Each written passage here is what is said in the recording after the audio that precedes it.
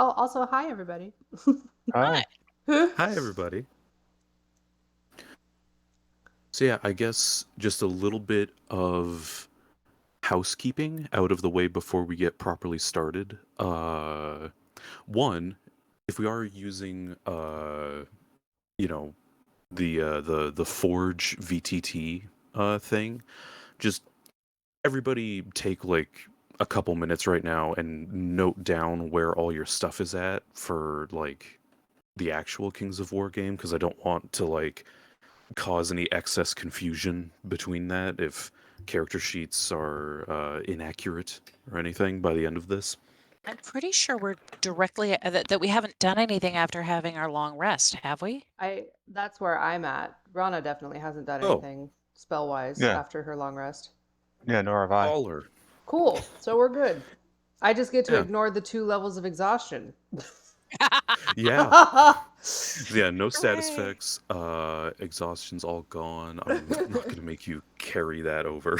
Thank God. Um Also, when it comes to the actual Guffshot, uh so I believe it was last time we had, I think it was Hawk, Chaos, Omega, and Jacob were playing. Yeah, we were out. We had a conflict that day. Yeah, so We had a concert that they day. are I hope that concert was cool, by the way. Yes.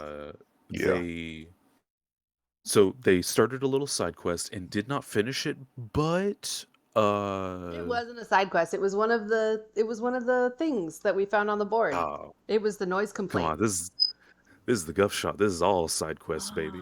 Oh. Uh, We were doing the Wacky, noise complaint. wacky goblin adventures.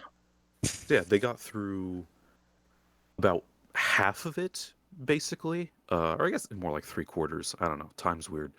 Words are But hard. they are at a relatively good stopping point if you guys would like to, since this is just a different group with new people here, uh, if you would like to like go back, if you want me to just like plop you guys back in the town to try and take on a different thing, and then maybe we can finish the other one some other time whenever that pops up, or we can just drop Johnny and Althea into the current thing. We're good either way. Yeah, totally flexible, dude. So that choice is on Rana and Chaos. I'm also good either way. I think it's fine if we just keep going. We have a group Yeah, of that's fine. non-committal players. I love it. Everyone's like, yeah, whatever, man. We're all good. And an accommodating GM. So this Yeah. is fun. Yeah, I think I it's cool if love we it. just keep going. They can jump in. Like they All were right, there at the beginning of the noise complaint one too. So they We just round a corner in wherever we are. It's like, I told you to take a left, but no, you had to go straight, and now look where we are. Hey, guys! right. That's why I was confused. I forgot that like part one of the noise complaint was the like bug bounty hunter guy that Johnny and Althea were there for. Okay, Mhm. cool. So, did you guys watch the stream about what happened in the interim? I guess for this little side thing. No, Absolutely you not. know, Oh, no we judgment had if you no didn't. idea what was Okay, going on. Oh no. so Streams are 3 hours. That's a commitment. that do be a commitment. That's a Um, Star Wars movie and a half, dude. I know, right? true. Or maybe It's like half a Lord of one the the Rings movie. Batman. Mm-hmm. Right. That's like a Lord of the Rings entry. That's a Lord of the Rings cinematic release. There you go. Yeah. So I I guess, was gonna does say. anybody want to catch them up? Hey, guy with a mysterious voice, do you want to catch him up?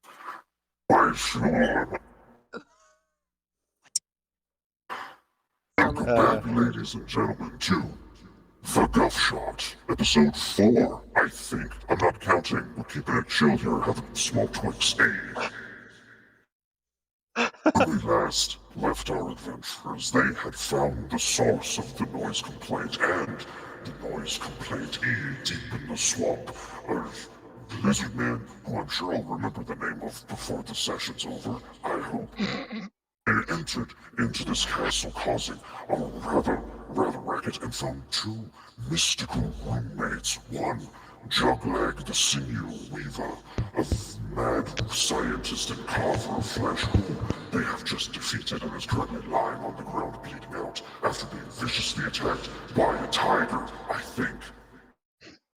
Now, we still have the upstairs tenant. Let's see how it goes. This is Ambrose's alter ego's older brother.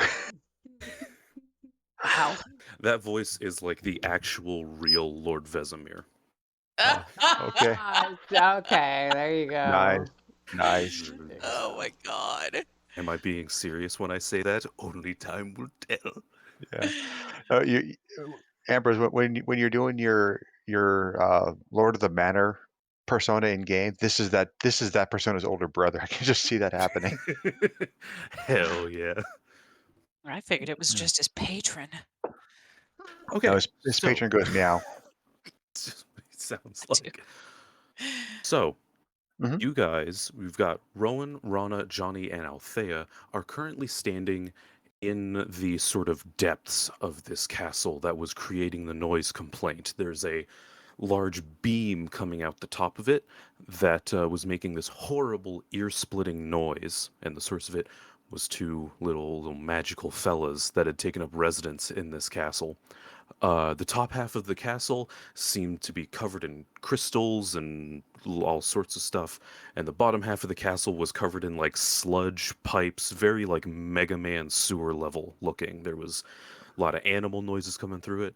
When you explored the bottom half of the castle, you found all sorts of macabre, sort of sewn together creatures, as well as finding Juglag, the sort of master of these creatures, a sort of kind of like if Doctor Dolittle watched too much Human Centipede, and you fought sort of his three triumphs of creation. The snake with 100 mage hands, the skeleton made entirely out of shark jaws, and Terrence the Ungovernable, a snail wearing a metal shell. Oh God. Was, I believe, crushed by a giant sand hand for most of the fight, Wow. That is accurate. and probably still is. And now we come back to our heroes, and Juglag is coughing and spluttering and bleeding out on the ground. Oh, somebody got Do I need to save him? no. Johnny's a little confused at the moment. No, The mask no. of Juglag. Would not recommend that, The actually. mask. Oh yeah, somebody got the mask Yes, of Juglag. got it. Oh, Yeah, got Rowan. Rowan got it. Oh, and yes, if I remember correctly, the Mask of Juglag, a very fancy sort of plague doctor mask, when worn, it gave advantage to saving against poison, and if the poison was a naturally occurring poison, say coming out of a spider or snake or big ol' scorpion or something, then it is a automatic success. Nice. Yep. Hmm. Very nice. Yeah, I don't think that I don't think that Johnny and Althea's particular mores are in effect during the Guffshot. I think we're more of a, yeah, we're gonna go out and kill stuff. Murder, Sort of. hobo. That sounds like the party so far. Awesome. To be fair, I have also had you guys basically do nothing but fight outrageous, over-the-top characters. That works. So no moral ambiguity. Nah, he's a bad guy. We gave him several times. We gave him several chances to leave, and yeah, back out, move the castle, and he was like, "No, screw you guys." My moral compass is just spinning in place. It doesn't know where to go. I also, I'm not sure exactly which channel I put it in. I think it was just in general. I made a visual reference for Juglag using the Hero Forge engine, that nice little miniature making thing, and he's Mhm. just like a gross, like Frankenstein, like did it to himself amalgamation of different things. He's got like Yeah. wings and frog feet and claws. He's a whole thing. So yeah,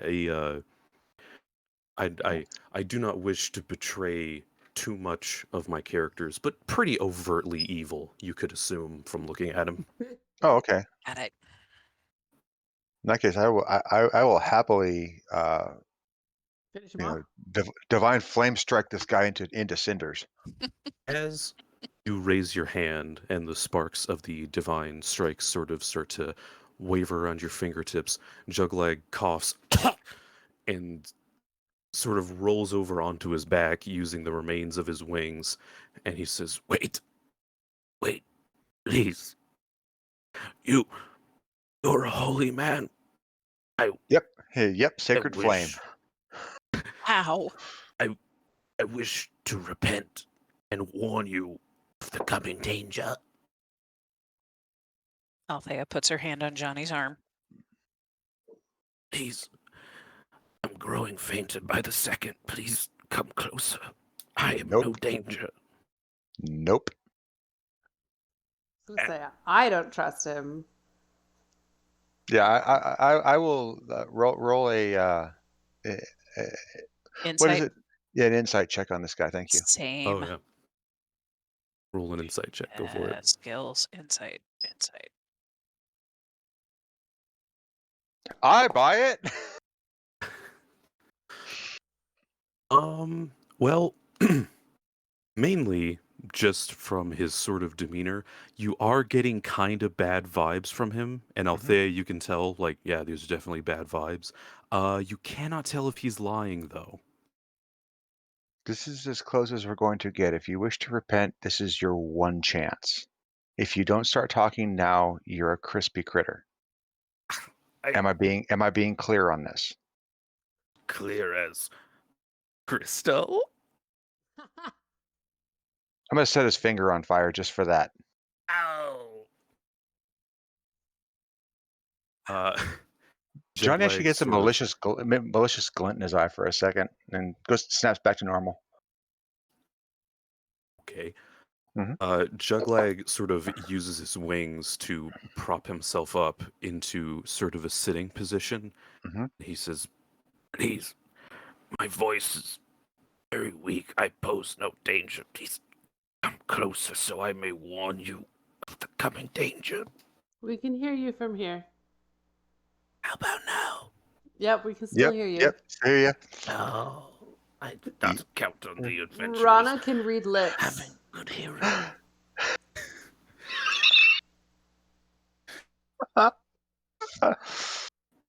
In any And- case, adventurers, I must warn you of the dangers of the mind goblin. The mind goblin. Johnny just looks at him like, okay. okay.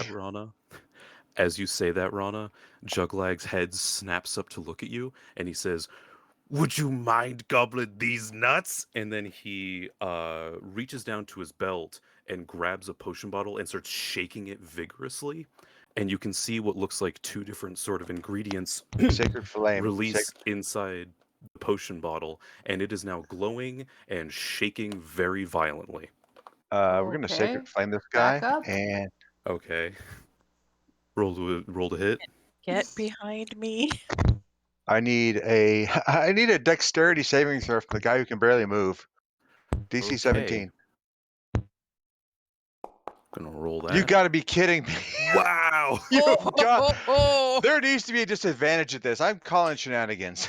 Actually, Say, yeah, if he's that prone, isn't that... he is very much knocked prone and has lost probably about 45% of his blood at this point. I'm gonna re-roll that with actually. Oh, that's right. Hold on. The thing doesn't separate the rolls anymore. He's Like out- roll he 20 rolled a did, I keep 12. forgetting.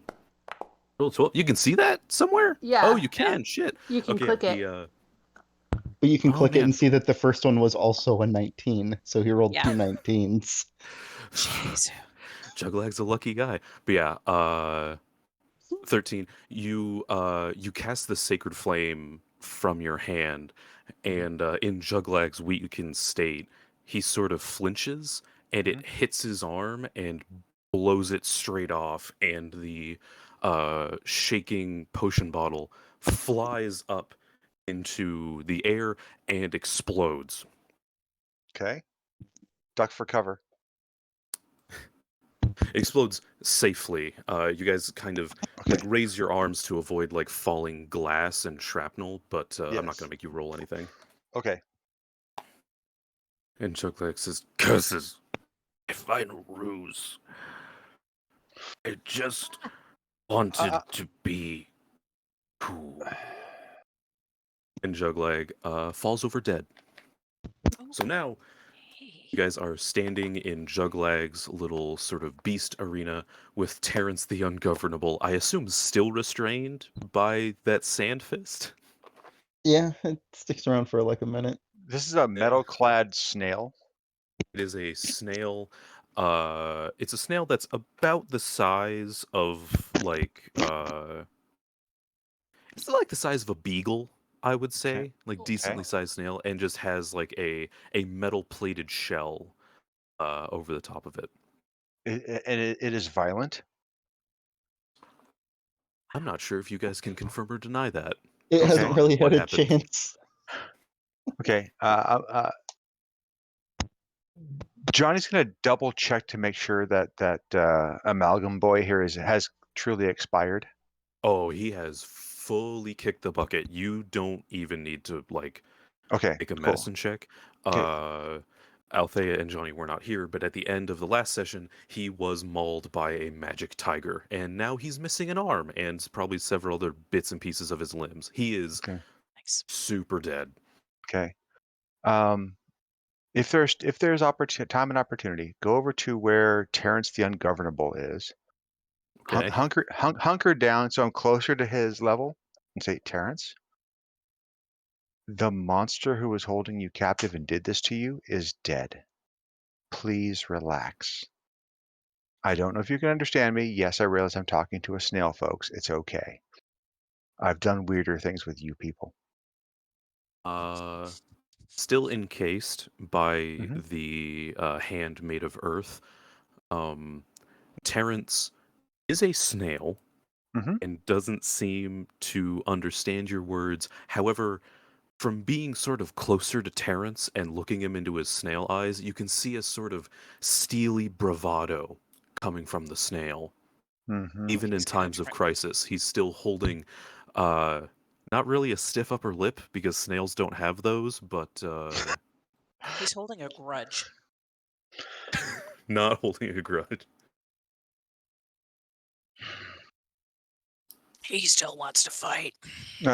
Johnny will hook his mace onto his belt and hold up his hands and says, and do the and show the palms of his hands. Maybe that will translate somehow. Who knows? Worst case scenario, I'm in uncrittable full plate metal. I might survive an attack by a snail. We'll have to find out. I guess really quick. Can I make Terrence a is going persuasion to check? make you really quick. Terrence is going to make a strength save to see if he can get out of the hand. Okay. Nice. Oh! I'm being mauled by a snail. With a mighty flex and a steely glare from Terrence the Ungovernable, the sand hand explodes off of him, Okay. and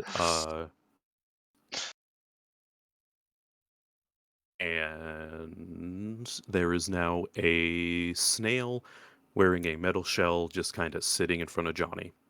Okay. As long as he's not being aggressive, I'm just gonna, like I said, he's like kind of squatting down to get closer to its eye stalk level. So I'm not, towering over it and looking down on Terrence the Ungovernable. And it's like, and Johnny would just wait, wait. And I'm holding action. The action I'm holding is if it makes an aggressive or violent attack at me, I'm going to be slapping the sucker with an upcasted inflict wounds. Okay. Apparently we've had a rough day. As you sort of sit there and stare into Terrence the Ungovernable's stalk eyes, Mhm. you do not sense malice, but instead a sort of quiet nobility and understanding Mhm. from Terrence as he just kind of what do snails do when they move? Do they slither? I don't think snails slither. They kind of undulate a little bit.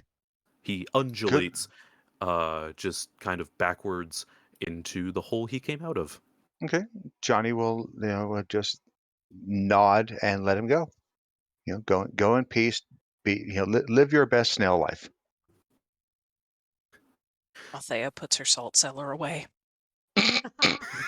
Wow. That's rough. That's really rough. So, as Terrence undulates away with a wink and a nod, one of the also forgot to mention there are these sort of large flat crystal circles sort of dotted through Jugleg's area, and it's sort of like mounted on the ceiling, almost like a television of some sort. And as Terrence crawls away, you see a sort of shadowy silhouette appear on the screen, which says, "So you managed to best Juglag. I hope you're not too proud of yourselves, adventurers." What happened to your voice? Radio announcer man, I you've don't- changed. I don't know what you're talking about. This is what I always sounded like, Rana. Of course it is. And I Johnny thought will the look over. crystal person was a lady. She is a Oh. crystal lady who maybe has a bit of a rougher voice than most. Well, she Let's definitely not had a be higher voice heteronormative last here. time, but it's okay. Well, It's fine. It's fine. It's fine. It's fine. Okay. Wow. Johnny will just look over at Rana and give her that the big sideline, big don't worry, open mouth it's not wink, bad. going, "It's okay, right?" Yeah. uh, Oh my God. If So, you would, sounds like your voice dropped.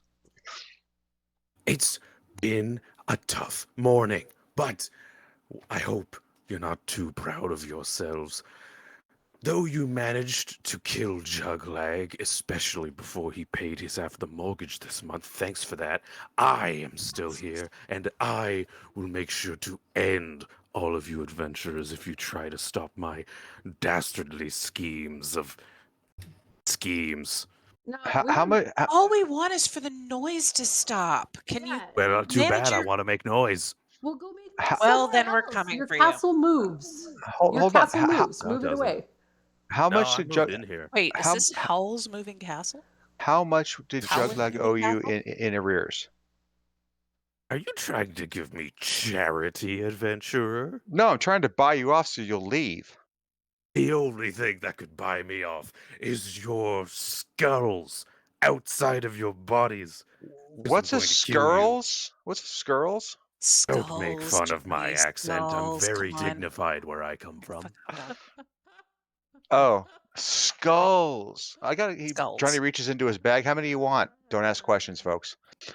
No, that's Gaz, not you, honey. No,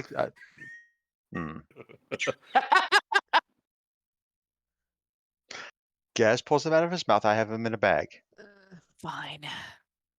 Anyway, so we can't get you to we cannot get you to leave off the noise complaints. Fine. Let's do this the hard way. Rana, set fire to the castle. Nice Oh. try. It's made of crystal and stone. I thought of that. Your flames will do nothing for you. Oh wait, here. crystal and stone. Johnny will reach in and get a tuning fork out. Wow. I don't know where you're going with this, but Whatever, we need adventurers. bonus If you'd like hammer. to see Sonic need all sonic that. dissonance. Oh. Sonic dissonance will crack Is that a will crack spell? crystal. No, it's physics. Oh, okay. It will actually crack. You get a sonic dissonance happening at the right frequency. You can actually crack glass and crystals. Right. The trick Nice is finding try. the correct frequency. Nice try. But the dungeon master's an art student, which means he doesn't know anything about that, so it's not canon. Fine. I'll be upstairs if you want to meet your doom, adventurers. And with that, the sort of wavering, shadowy image dissipates on the screen. Oh, upstairs. Okay. Let's do this. All right. Okay. Do we want to crystals. like bash in all the crystals down here first? Not sure what that would accomplish. It depends on what Kind of- condition the crystals are currently in. If they're pristine condition and you just put a couple of cracked flaws in them, then they can't do what they were meant to do. Well, actually, make a. Hippie 101. Come on. I guess if you would want to examine the crystal, you could make probably some kind of check. Is there like a geology check in this? Would that be No, history? investigation, athletics check. There we go. No. I'm like, Nature would probably work. Yeah, nature would probably work. But none of us is Oh, a yeah. druid. Well, Rana. I have ranger levels. Hey. Hey. Yeah, if someone would like to expect the crystal, give me a nature check. I just did. Johnny just Oh. did and made a pretty good one. I Love to see will it. also be rolling. Rolling. Okay, yeah. Wow. So, There are reasons we're married. So you both sort of examine the crystal. It's about 20 feet off the ground, sort of suspended by this wire and pulley system. But even it is a very large thing of crystal, and you can see sort of based on other adventures that I'm sure you've probably done, you can see sort of growth lines in the crystal, and you can see that it's almost it's this large flat disc, but it doesn't appear to have been cut this way. It looks like it was grown into this sort of Question. shape. Where's the winch for the wire and pulley system? It seems to just sort of the cables holding it are either fastened to the ceiling or they disappear into holes in the ceiling. You can't see any sort of bottom to the system in this room. Okay. Hmm. Then I'm not a good enough shot to take that out. Give me a second. Let me think of something real quick. I want to check something. The one thing that kind of bugs me about these shortcut systems is I have to actually go into my character sheet to look at what spells do. But that's okay. I mean, don't get me wrong. The whole shortcut system that you have here is really cool. Oh no, yeah, I really like it. I'm digging it. I really am. So what's the range on this thing? 60 feet. How high in the air are these? It's about like 20 feet up off the ground from you guys. If you're standing like directly under it, 20 feet. And I there's don't want to do. There's steel cables? They're a mixture of many different things. Jugleg was he's Are not they really metal? one to stop by the local Home Depot. They're sort of both. There's a whole you can see there's like thick like coiled ropes that you could possibly see on a ship. There's like metal wires, there's like fishing line. It's just a bunch of stuff. If there's supporting if this there's thing. metal, I can heat the metal and burn through everything else and send this thing crashing to the ground. This is true. And should Johnny will probably actually get up under it. say that. He says, "You know what? I think I see some metal up there. I could probably heat that from here, catch As, fire to the other things, and send it crashing to the ground." As you sort of ruminate on that, the shadowy image appears on the crystal again, and you hear, "Are you adventurers still down there?" It's been like a hot minute. What? Are you impatient to meet us? A little bit. I mean, I've got other things aside from murdering adventurers that I could do today.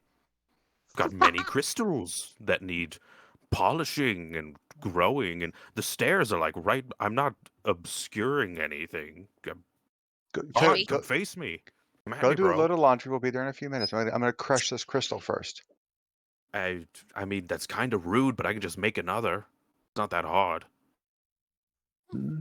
Yes, but in the meantime, Okay, what's the point of crushing the crystal?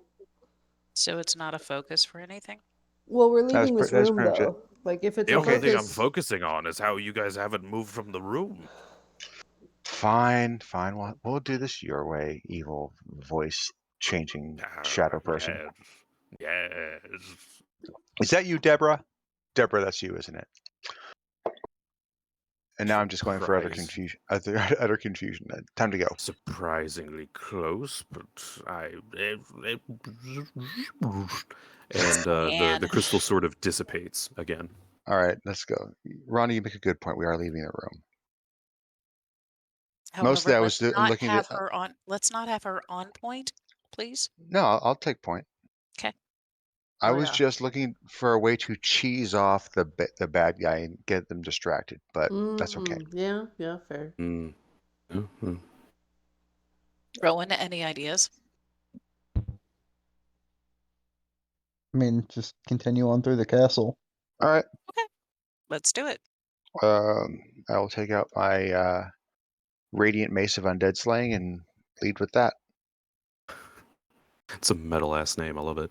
That's So you start climbing up the stairs that brought you in. It's this sort of spiral staircase that leads back up to the foyer, and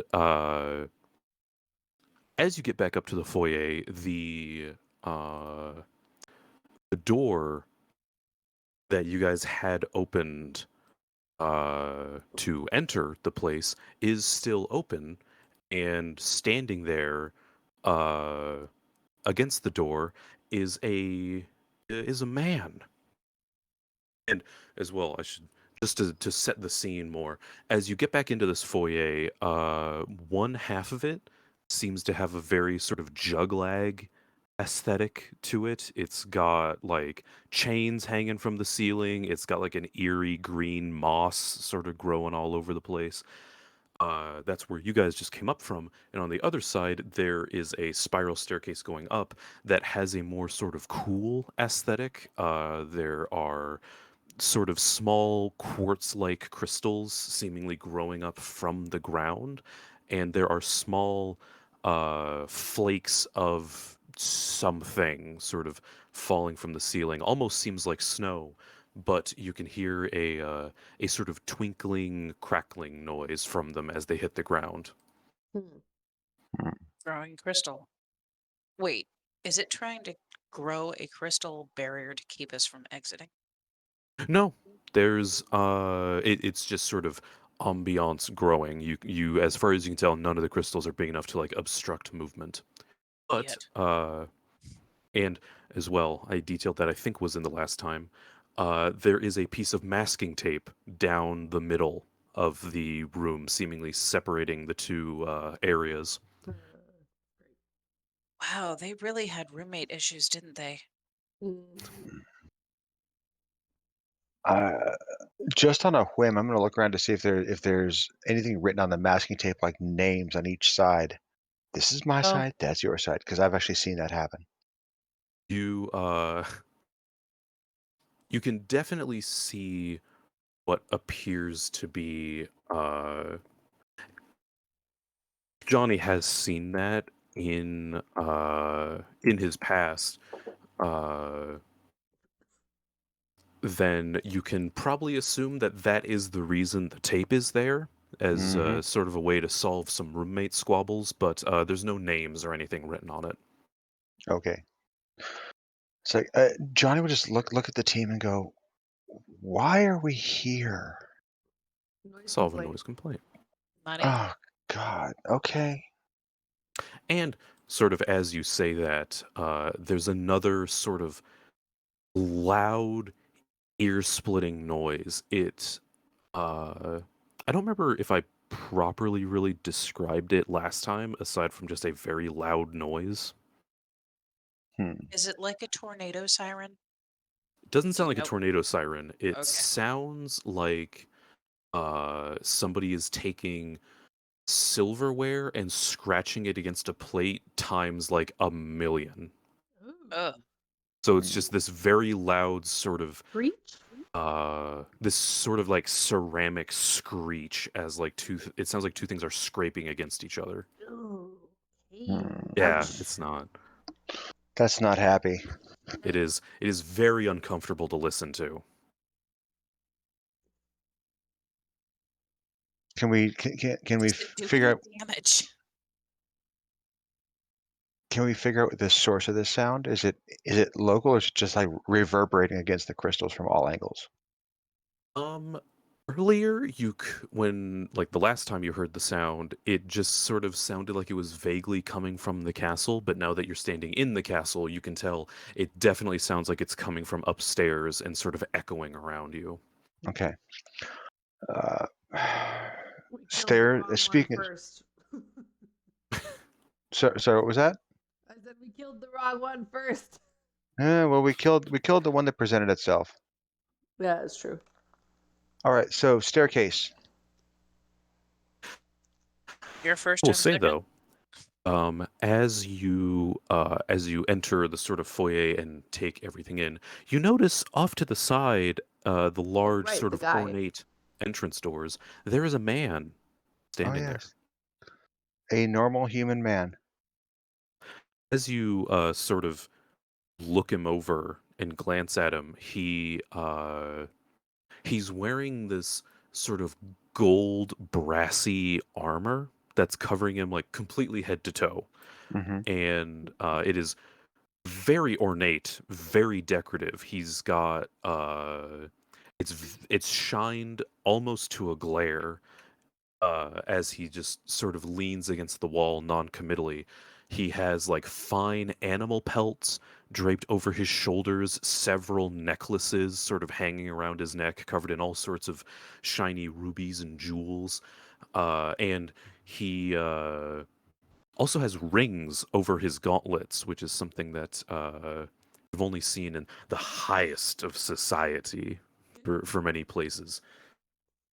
Looks like an armor up version of Mr. Titanium. T. So he's the bling knight. Basically. If I were to ascribe a sort of if I were to describe him in one word, it would be pimpin'. Pimp my armor. Basically, yeah. Mm. And he's standing there with a sort of large ornate trunk sitting down next to his feet that comes up to about like mid thigh on him. Mm-hmm. Oh, trunk as in like a wooden trunk. Like Yes, not. I know that there might be confusion because of jug lag. No, like a wooden trunk, not a Okay. trunk from an animal. It's like what? That is a very good call out, though. So he's the bedazzled guardian or something. And he hasn't moved? No, he hasn't moved. He kind of lifts his head and looks at you guys as you step up from the basement, and you can see that his chest is kind of heaving a little bit as he stands there. But he doesn't say anything. He just gives you a small wave as you stand up, Okay. Can we help you? or not as you stand up, as you sort of enter into view. He gives you like a small, just kind of 3-finger wave as he stands. You can also, something notable, you can't see any weapons on him. He doesn't have anything around his hip. There's nothing that you could immediately describe as like an arcane focus or anything. There's no swords, no daggers, no shields. He's just standing there. I'd say that all those blingy rings are like ye old blingy knuckle dusters at a minimum. But wait a second. 3-finger wave? Is he missing one of his fingers? No, he's Or a is he Boy No, Scout. he's has just to sort live of long and prosper? He's a scout. yeah, he's sort of just like non-committal, just kind of flicks his fingers. He has all his fingers. I get where you're going. Okay, Yeah. so Althea calls down. Care to help us out? Uh, you hear his voice sort of a little bit echoey inside the armor, but he goes, "Hi." What are you doing here? I oh, there's a lot of stairs. Uh, I'm just a humble merchant, my friends. I've come here seeking some respite for the night, but uh, I should have gone off of outward appearances. This place appears quite hostile. Yeah. Johnny looks him up and down. You're a humble merchant in that armor. Well, humility is a is a feat of character, not of earthly possessions. He says, taking a small bow. Fair enough. Hey, if you can sleep through that screeching, you're welcome to sleep here. Right now, we're off to kill the proprietress. Oh, It. so you are a team of adventurers and not guards, I take it. Dude, if you want to steal from this place, you do you. We have a noise Oh, complaint to deal with. We are not please, guards. steal? Do I? Do I look like a common thief, sir? As I said, I'm simply a humble merchant. Great. Maybe once we're done, we'll buy some stuff off you. Right now, if you want to help, great. If you don't, please stay out of the way. Well, as it so would be, I think I might be able to help being a humble merchant. He pats the large trunk. Is What do you have there for sale? anything? So glad you asked. Is there anything that you adventurers might need? Potions of healing? Coming right up, sir. He sort of kicks his trunk and spins it around so that the latch is facing him. And instead of taking out a key or something or opening the lock, he seems to do just some small hand movements in front of it, and the latch pops open. Mm-hmm. And he opens up the chest and sort of comically almost tosses himself inside, like his entire upper half of his torso disappears inside the chest. Mm-hmm. And as he returns and rises, he has an armful, both of his arms, he is cradling what seems to be about 7 potions of healing. That's I an Chest could, holding. that's an impressive trunk. why, thank you. It's an old family heirloom. Johnny will If we are, reach into his bag and pull out the glaive that he stored in there. like- oh, Found this at the bottom of a well.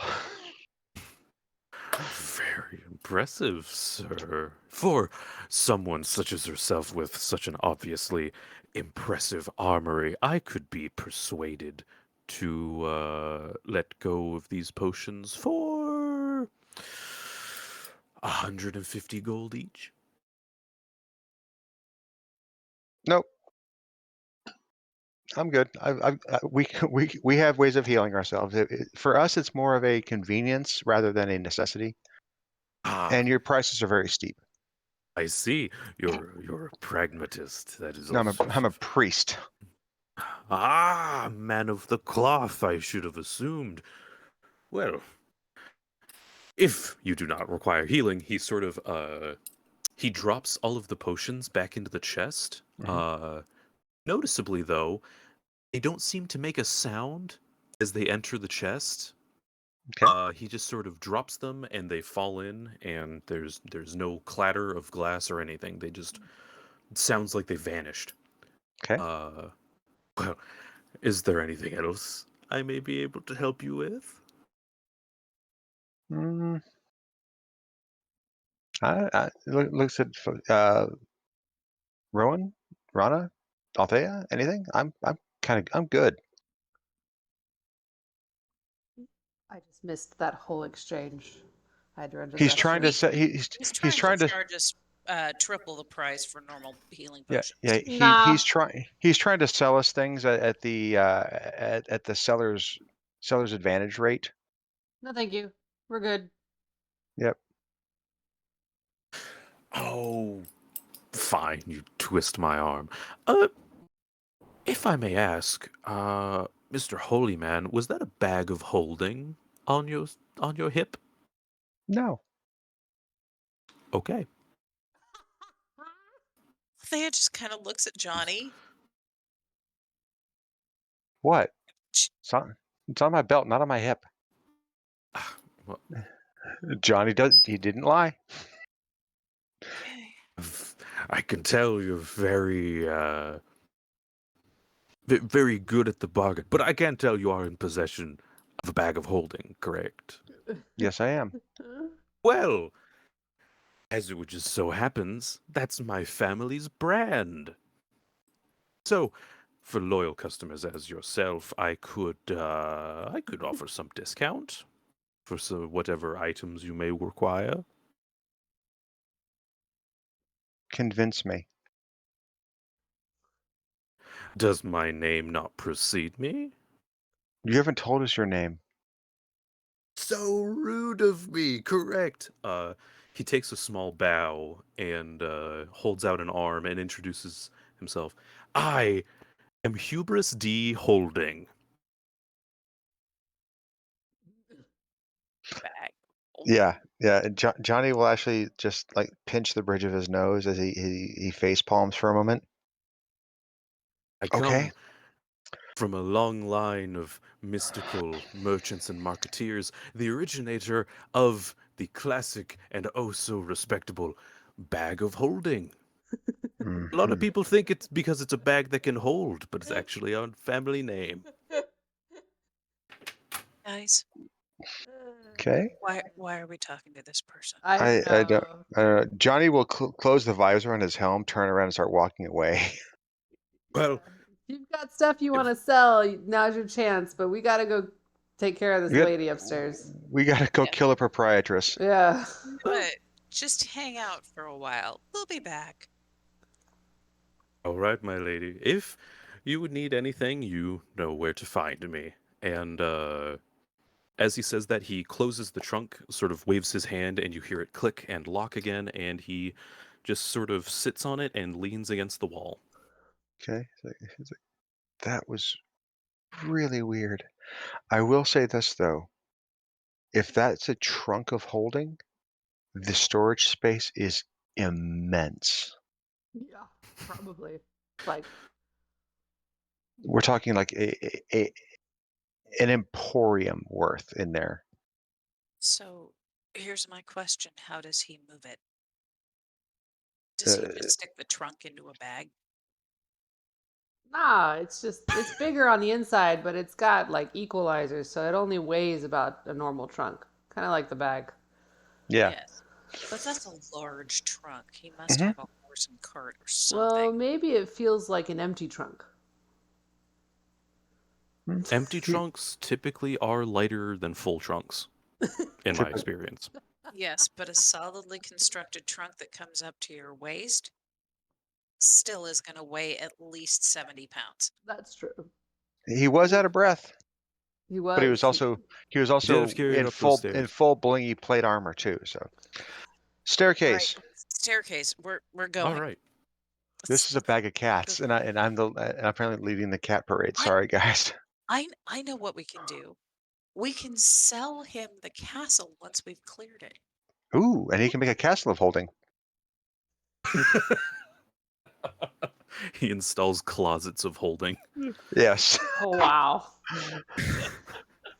and makes it into an escape room. Makes billions of dollars. Okay, so you guys start heading up the stairs. Yes. As you head up the stairs, you hear what sounds like snoring come from behind you as Hubris D. Holding appears to have taken a nap to catch his breath. But at the top of the stairs, you enter a large circular room about the same size as the foyer that you just came out of. Yep. It's about 10 feet high with a very large, very fancy chandelier hanging in the middle of it, and all scattered around the room are like it seems like this used to be possibly some sort of like banquet hall, some place to entertain guests. There's several sort of smashed pieces of furniture like chairs and tables and old sort of rugs and tapestries that have long since faded are hanging from the ceiling.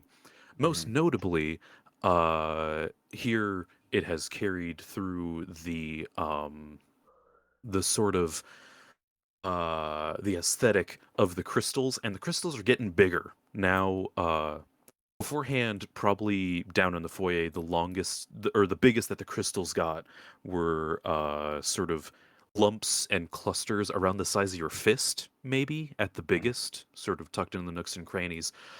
In here, you can see crystals that are almost as tall, if not taller, than Johnny, who I think is the tallest one. Oh, wait, Rowan. Yeah, taller than Rowan. Excuse me. So stalactites and stalagmites? Yes, they are enormous. Most of them are sort of scattered around the outside, so none of them are really in the center of the room. Notably, though, the chandelier, uh, as you first entered the room, it struck you as like, oh, maybe it's a crystal chandelier, haha, like keeping with the theme. But if you sort of step closer into the room, you can see that it is a sort of normal, just metal chandelier that had candle holders in it that has just been completely encased in crystals. Everything in here looks almost frozen. It's just covered. Huh. Hmm. Elsa? Bro, they're letting it go. Oh, wait. Uh, I think, what and was it, 3 seconds on Twitch? as uh, as you enter, you can see what was probably windows off to the side have been basically completely encased in crystal. You can still sort of see out. It's like looking through frosted glass, though. It's all crystals all the way down. But exactly opposite from you on the other side of the room is a door. All right. I got a theory about this room. Could be overly cautious, but I'm concerned that anything that comes into this room is going to be encased in crystal. I mean, just look at the place, right? Be overgrown. So Johnny's going to reach into his bag and get a piece of trail ration Okay. and just toss it on the floor and just take a look at it. See if it gets crystallized or if it is just a piece of food on the floor now. You take the small piece of food and sort of chuck it into the middle of the room, and although the entire floor is covered in like a small like sort of sheet of crystal, like I kind of mentioned earlier, it almost looks like snow, like fresh Mm-hmm. fallen, that kind of crinkly, crusty snow. Yep. As you throw the food onto it, though, you hear a sort of crunching noise as it lands, but aside from that, it's just food on the ground now. Cool. Okay. And he says, "Just checking. We've seen weirder things." Makes perfect Yeah, can't sense. confirm. All right. Go on and head in. Do it yeah, just go ahead in. Why not? Yeah, as you sort of enter the room, Mm-hmm. uh you sort of walk up. It's uh you get a very wintry feeling from being in here. It's a very strange sensation because even though it's not cold, as you walk on the crystals, they're sort of crunching and cracking under your boots like ice would. Even though it seems to almost be getting kind of a little bit muggy in here. It's getting kind of humid, which makes sense Weird. because crystals. Yeah. Yeah, you enter the room. Make a straight shot across the room for that door. As Look. you start walking across the room to Mhm. reach the door, uh, you actually give me. Everyone, give me just perception really quick. Perception checks? Sure. Yeah.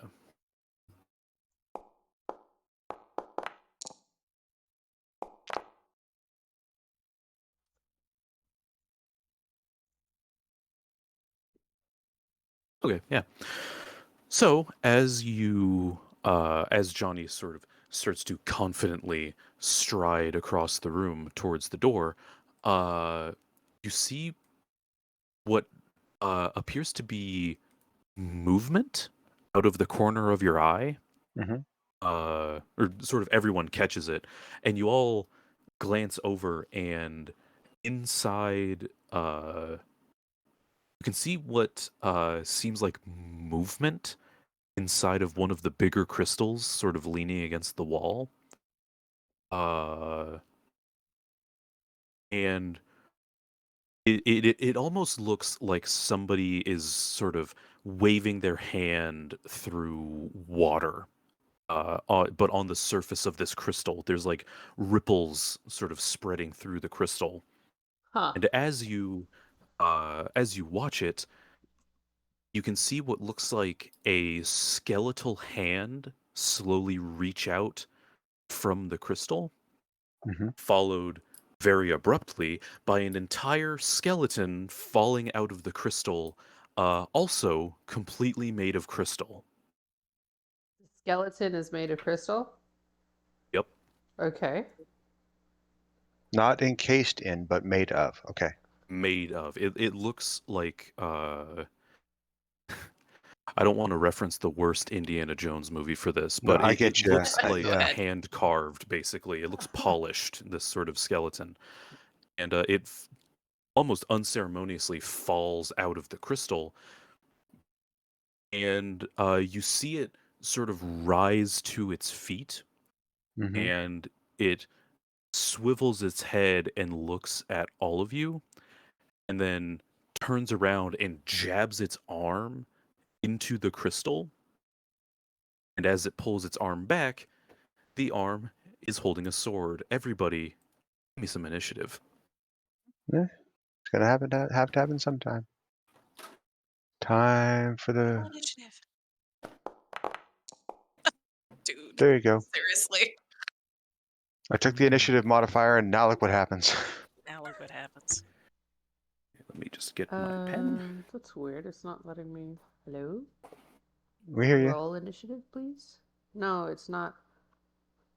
The utility roll initiative button doesn't seem to be working for me. Oh. Oh, Toggle I just went. combat state, maybe? I went off my character sheet. Well, I used the utility button and it worked. Weird. Okay. I mean, it gave Well, me a crap roll, but that's normal. yeah.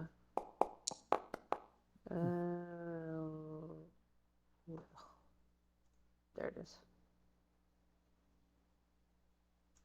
Ah. Oh, is it actually putting you guys on the initiative tracker? Yep. I think it is. Okay. Oh, wait. I guess I did roll? Yeah. You got a 13.16. I didn't see it roll. I don't. Yeah, I didn't see the roll either. Oh. Rowan, did you Huh. roll? No. I tried. I got nothing. Chef It Revel. says. Oh yeah, that's the thing from last time. Don't even worry about him. It says, at least on the initiative tracker, that Rowan is at a Yeah, 10. That might be left over. That's fine. I don't care. Like, sure, close enough. Oh, all right. Oh. Maybe. Oh, that might be why it wouldn't let me roll. Oh, maybe. Because this is the old initiative from the last time. Jacob just never closed it out or something. That's a good call, actually. Would be my guess. So let me see. I'm not sure how to work around this because I have significant. I guess I'll just roll 2 d20s because I have advantage, and then figure out whatever my bonus would be. Roll. Wow. That's Wow. not happy. Except that you've got bonuses that are massive, so. So I think I only have. Wait, what modifier? Wait, what? +8 to initiative. So 6 + 8 is 13. 6 + 8? 4 + 8. 14. Oh, I'm sorry. You're right. 4 + 8 is 12. 12. 12. So I should have just gone with Okay. that 13, apparently. So, Rana caught real off guard. let's see. I believe. Well, to be fair, you don't often expect a boneman to come out of crystals. A crystal boneman to come out of crystals. Crystal boneman. So let's see. If I'm reading it right, it looks like it's Johnny and Rowan, then Rana. Then And Althea. monsters. And Well, whenever Althea. I don't know what the monsters rolled. 7. and then Althea. Okay. Cool. So yeah, it is Johnny's go.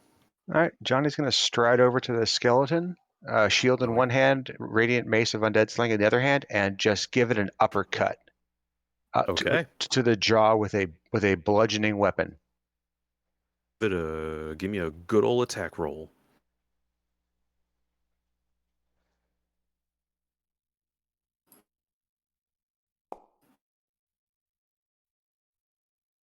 Wow, it showed the 7 before the die stopped rolling. Cool. I'm going to use my inspiration and try that again. Well, actually, No? Okay. since you confidently stride over and your swing, you swing and it does connect with the skeleton. However, as your mace connects with the skeleton, you can hear what almost sounds like reverberation. Almost, I know it was a joke earlier, but it almost sounds like you're hitting a tuning fork as you hit this skeleton, and it sort of jiggles. But it seems unharmed. Okay. And Cool. as you hit it, and that reverberation sounds, it feels almost like the entire room hits that like reverberation. Sort of like echoes around you, and you hear a voice come from above that you recognize as the shadowy figure from earlier, and it says, "Fools! These crystals are perfect, immaculately fashioned by yours truly. They are impenetrable to everything but themselves." Oh, okay. And now, Thanks for the tip. Thanks for the tooltip. It is Chaos's go. Oh. Rowan will try and cast Mind Sliver on it. See how that goes. Why not? Okay. Not sure how much Crystal's gonna care about things, but we'll see. So I'll need an intelligence save from it. Okay. Yeah, it fails. Yeah. So assuming it takes normal damage, it'd be 10 psychic, and then its next save is reduced by 2. So, as you cast the Mind Sliver at it, that same reverberation sounds happened, and it sort of shakes the cavern around you, and so the skeleton sort of flinches, and then it just sort of rights itself. It does seem to be like a little bit slouching on one side, though.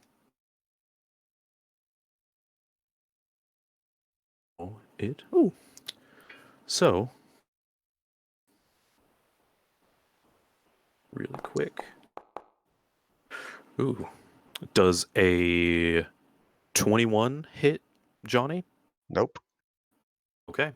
The skeleton raises its crystal sword and swings at Johnny. Johnny, you manage to it sort of just glances off your armor, but you do notice that as the crystal swings and hits your armor, it does cut a somewhat sizable sliver into your armor, seemingly made out of crystal. Not enough to actually get through the armor, but like you've seen much bigger weapons do much less actual damage than that. That is surprising considering what this armor is made out of, but cool. All right. So it's like, wow. Okay. As a free action, I'm gonna look around for a candlestick or something like I can use as a bludgeoning weapon. Sounds like it's a really sharp sword. It's okay. Um, it is. Yeah, okay. I'll let you do a perception again. Yeah, I was gonna do this during my turn, but wasn't able to get it out in time before we started doing other things. So there's the perception. Oh, yeah. So you glance around and you don't see anything in this room aside really from like the broken sort of splintering furniture. Everything else is like encased inside large crystals. However, as you glance around, Rana, I assume you kind of stuck towards the back because Yep. Archer and stuff. You are standing kind of near one of the crystals, and that same sort of wibbly wobbly reflectiony effect is happening on that crystal behind you, Oh, good. which Johnny and Rana both notice. It is Rana's turn. Honest turn. When did the monster go? The monster took a swing at Johnny, and it failed. Oh, I do not have any ideas. I don't know what damage type we're looking for. It said that the only thing it's vulnerable to is itself. That's why I was looking for So, something that was encased in crystal to beat it with. Yeah. So it took an opportunity swing at him? No, that was oh no, its that was attack. just the monster's turn. Oh, I have an idea, and Guff, this feels like it's right up your alley. But I'm Oh, gonna ask you to see if you will allow it. okay. I would like to cast Thaumaturgy, and then Okay. so making my voice louder, right? And then basically do like a war cry, but at the same pitch or at the same or similar pitch to what has been reverberating when the creature gets hit, right? Are you with me? So Okay. she's going to kind of Yeah. match that sound and then just yell it and see what happens. Because that's Huh. the only idea I have. This But is not what I thaumaturgy expected, is an action. but I guess it could be a free action to yell. But considering like Rana has very good ears, then I feel like she would be able to match the pitch pretty well. So that's what she's gonna try. I have no idea if it'll and do anything. I Um, assume being like, around bells and stuff and the elves having a very sort of uh seemingly very adept at music, right. it Yeah. would make sense that you could probably like hear the pitch, especially since you've heard it a couple times before. Yeah, exactly. That's what I'm I don't thinking. know what I don't know what the hell to make you roll for that though. I guess Well, so Performance you know if you what? check. wanted to, if it depends. If you decide it's going to do damage, then I would guess that it would be sonic damage, which doesn't exist in 5e, so thunder. Um, but then Hmm. I'm not sure. It really just depends on what you decide it's going to do. So she casts Well, the spell and she yells at the frequency, and she'll probably turn and yell at the crystal that's behind her because I assume that that sound is not going to have a strong effect on the crystal skeleton that's next to Johnny. But so she'll turn around and do it at the skull or the crystal that's right next to her. words are hard. Yeah. Okay. Yeah. And I just, yeah, I have no idea what it's going to do. But that is literally my only idea right now. So there, she cast the spell. Oh, Okay. there you go. Full disclosure, uh I this is sort of my first attempt at like a proper sort of puzzle encounter, trying to mix like puzzle and combat.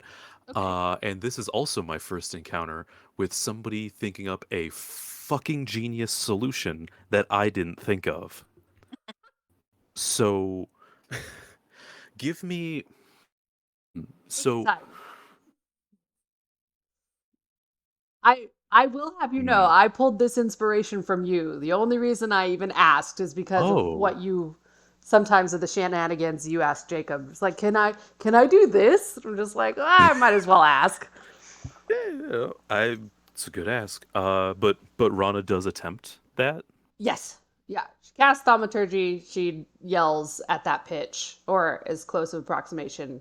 So just a really intense vibration noise So just to see what happens. from sort of vibration noise, it wasn't really a shake or like a booming noise. It was more just like a sort of reverb through it. So if Yeah, but Rana everything wanted has a to match pitch. the pitch, yeah, if Rana wanted to match the pitch, it would be, it would actually be more like those videos of women like shattering glasses with their voice.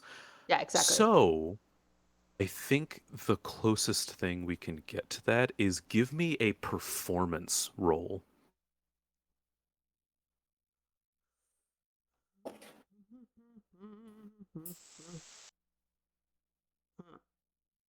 Really? No! Now, here's my question. Do I have inspiration? You know what? If you didn't have it before, for coming up with a very cool possible solution, I'm gonna give you inspiration because I feel Great. like this is I will also what use it. Rana and IRL Hawkeye would do. You son of a bitch. No! Holy fuck! Ooh, I Hey, that was feel like, it's 15. fine. It's fine. That was a freaking 18. That's the just, dice are hateful. that is just, it's, Son of a biscuit. she'll try Well, again next um, time, okay. depending on what Here, happens. so Rana, you see her sort of clear her pipes and cast thaumaturgy on herself, and you do manage to match the sort of reverb and pitch that you were hearing earlier, uh, but it doesn't seem to do much. The skeleton turns, it like snaps its head towards Rana as you do it.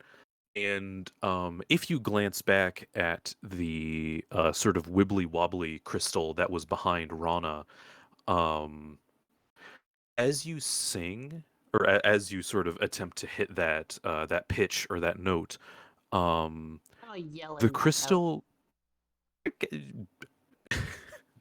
as Belting. as you make the noise, you it this is probably a very you on the surface of it, instead of rippling, it seems to make a sort of like uh I'll be right back, sort of like guys. if you play if you put like water on a speaker, that sort of like crisscross design where it's like is that people recognize that or is So it seems to have an effect on the rippling. yeah, the rippling instead of just being a vague sort of ripple that sort of slowly moves around it, you see a pattern sort of appear in the rippling. Oh, interesting. Okay. And as well as you make that noise, even though the rippling is happening and there is movement, there doesn't seem to be anything behind it like there was with the skeleton. It seems to just be sort of this ripply, liquidy, sort of glass-like appearance to the crystal. Okay. And now, is that all Rana wanted to do? Yeah, she'll step away from the rippling Are you crystal sure? and what? Are you sure you want to do that? I am sure. Okay. I mean, yes, I'm sure. So she'll step like toward in between. So somewhere in between the skelly crystal and the rippling crystal. Okay, so you're standing kind of sort of near the middle of the room. Sure. Okay. Now it is Althea's turn, and Althea, as you sort of watch everything sort of happen, you also see a little bit of movement out of your eye, and you see that a large crystal next to you also has that sort of ripply, wobbly effect on it.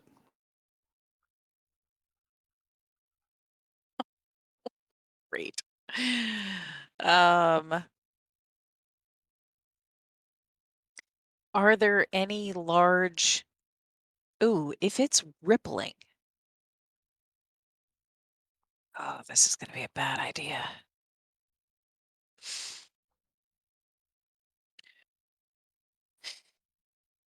So I'm going to place the tip of my halberd against where it's rippling and press in to see. Okay, so you lift your halberd and press it against the sort of ripply, shiny effect of the crystal, and the crystal has a little bit of give to it. It's almost like pressing your finger like into jello or something. Oh, the power blew? Uh-oh. Althea, Althea not here? I thought I heard her cut out. Okay, so I guess we'll wait. Okay.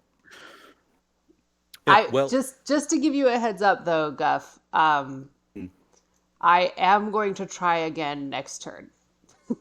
because thaumaturgy lasts for a minute. Okay. Well, the effect lasts for a minute. So I still cannot believe a 1 and a 2. That's happened twice now when I've That used my inspiration. I get a 1 the first time and then I get a 2 the second time. I am flabbergasted Yeah, at how uh not ideal your guys' roles have been. right. It's been happening lately. So frustrating. Carry on. We can't carry on. It's your turn. Yeah, there's a possibly important thing. Okay, yeah, there it goes. Althea is slow stabbing the crystal to see if she can pierce it. Possibly important thing. Yeah, I imagine we'll want to wait. Yeah. We'll be back after a word from our sponsors. Who are our sponsors? Do we have any sponsors? Probably not. Well, I had a possible sponsor lined up with Oh Hubris D Holding, but I'm not sure if yeah, that's going to carry through anymore. you were stealing. It's great.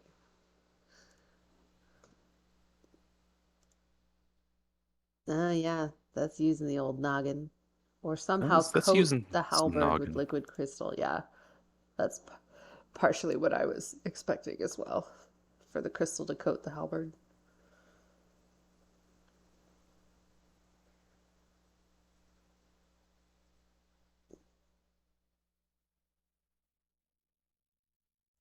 Cool. Back Ruby bin. Okay, cool. They'll be back in a second here. Um, So, how you guys liking the guff shot? it's fun as always. Oh, yeah. It's just so much fun. Lighthearted shenanigans. Yeah. Amazing. I like to go for shenanigans, Shenanigans typically. are great.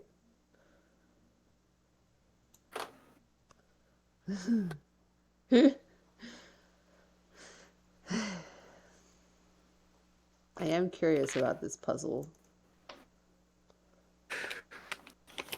I thought this up probably close to 6 months ago at this point, Mm. and I have been very was very excited for you guys to get here because I think it's not that bad. Hey, Hey, folks, we had Oh, a fuse box issue. no oh, worries. yeah, Yeah, it's all good. so Tara's logging into her computer now. It's taking a month of Sundays. I am as you see back here, and I'm getting back into the game. It'll just be a minute. Let's see.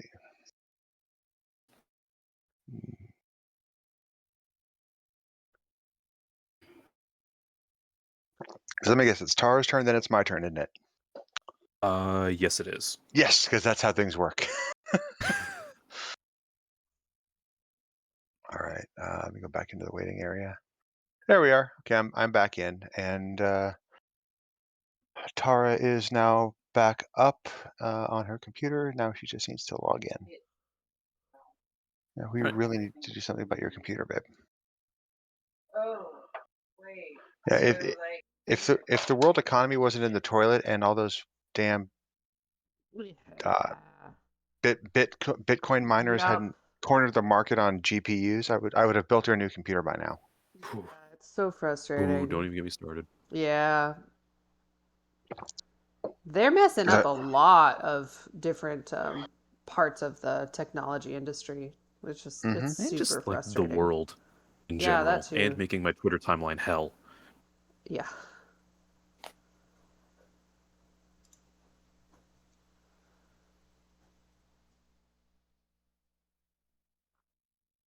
I,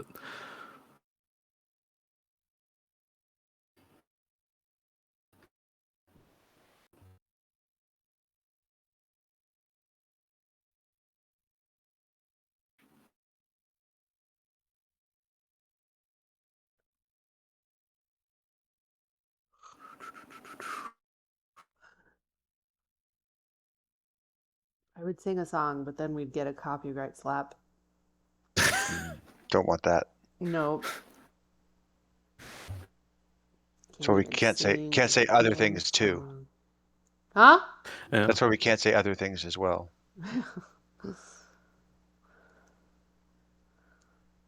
Oh, I can sing Happy Birthday because the copyright to Happy Birthday is Happy Birthday is now public domain.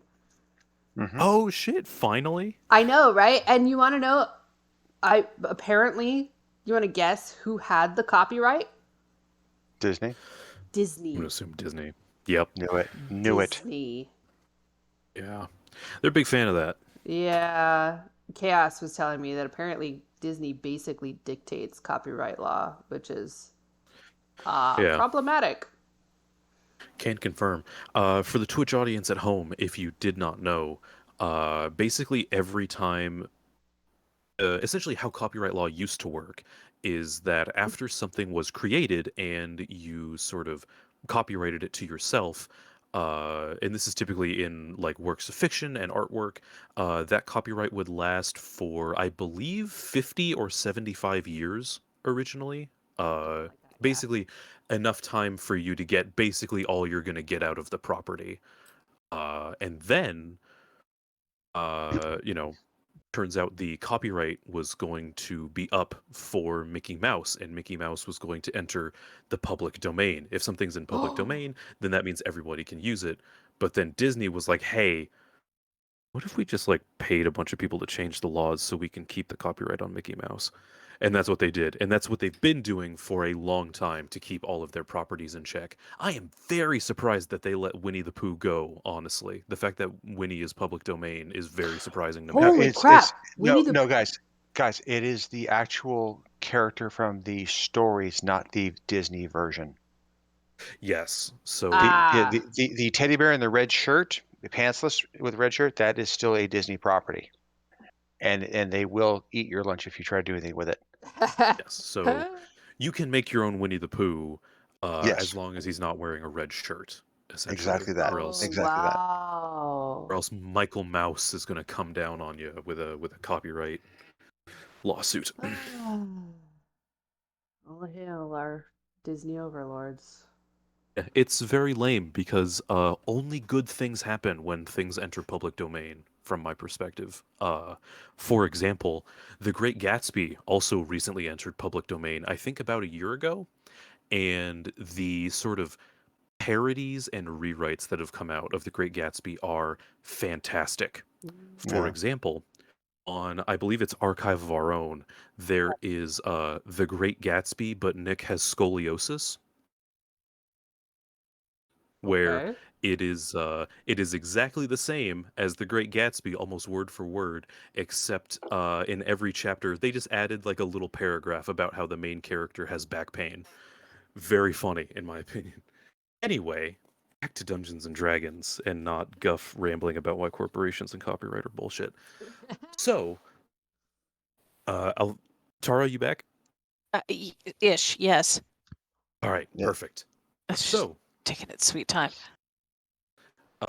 as you press your halberd into the shimmery, shiny, sort of rippling crystal, you feel it suddenly give and then start to suck.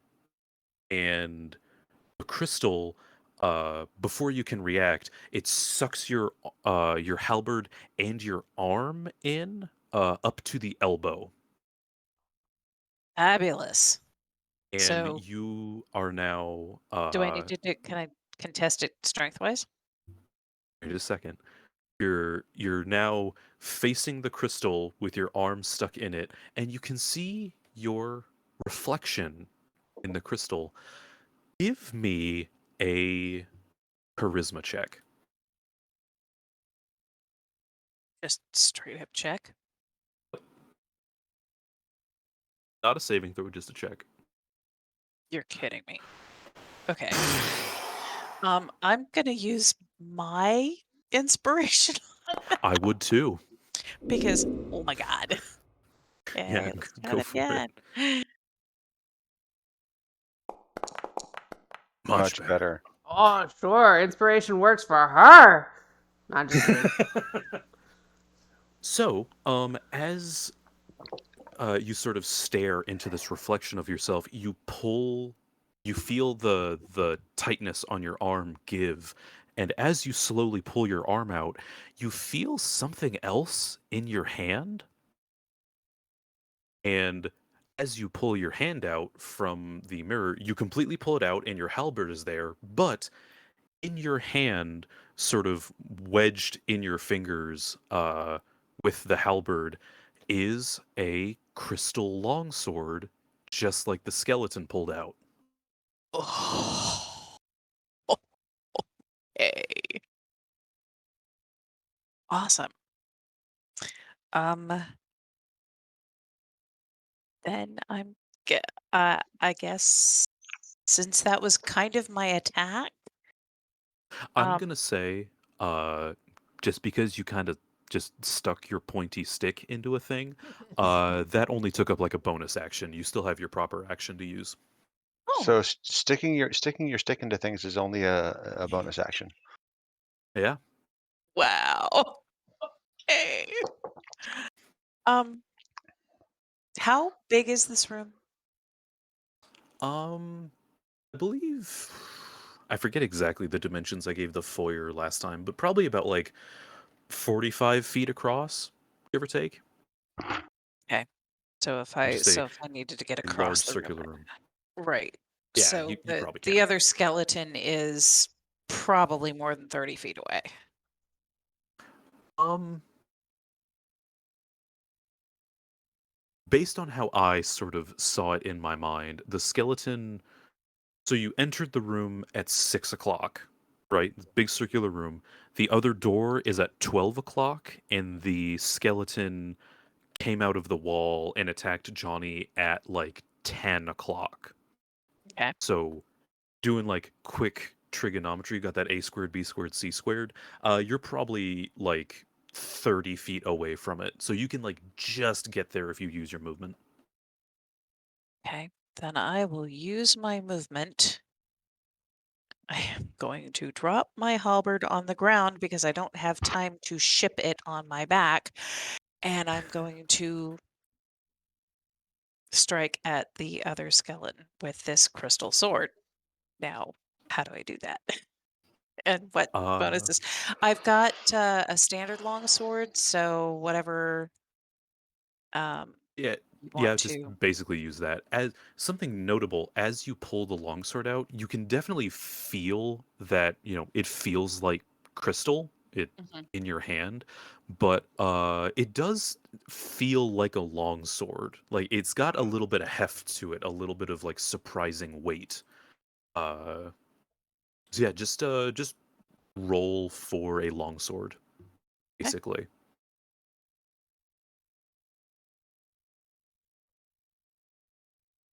Dude, I really don't like this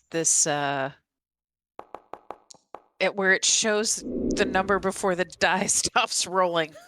All right, so using the second attack. Oh. Yeah. I will note, as you make your first attack, you do miss. However, whereas the skeleton just kind of sat there and took the hit from Johnny's mace, it actually did like sort of flinch out of the way of the crystal sword. Okay. So attack again. Meh. All right. You do hit it. You swing the sword and it clatters against the skeleton's skull, and seemingly instantaneously, both the crystal sword, skeleton's crystal sword, and the skeleton just disintegrate, essentially. Okay, so I don't It even have just to roll damage. shatter into bits. Well, you can roll damage if you want to see how much into bits you shattered him. Okay, and I'm doing versatile because, well, reasons. Because I dropped my halberd, so. Yeah, yeah, skeleton shatters. Hey. Skeleton bits everywhere. With that, though, as the skeleton shatters into bits, on the other side of the room, you see the sort of wibbly wobbly shakiness happen, and 3 more skeletons pop out of the crystal. One wielding a mace, one wielding a greatsword, and one wielding a bow. And we're back up to Johnny. The one wielding the mace, I'm gonna step to that one and do try to do a contested strength to pull the mace out of its hand and hit it with it. Keeping in mind that these things are only vulnerable to themselves. Does that make sense? Okay, let's roll some strength checks. All right, this is gonna be funny as hell because my strength is not all that great.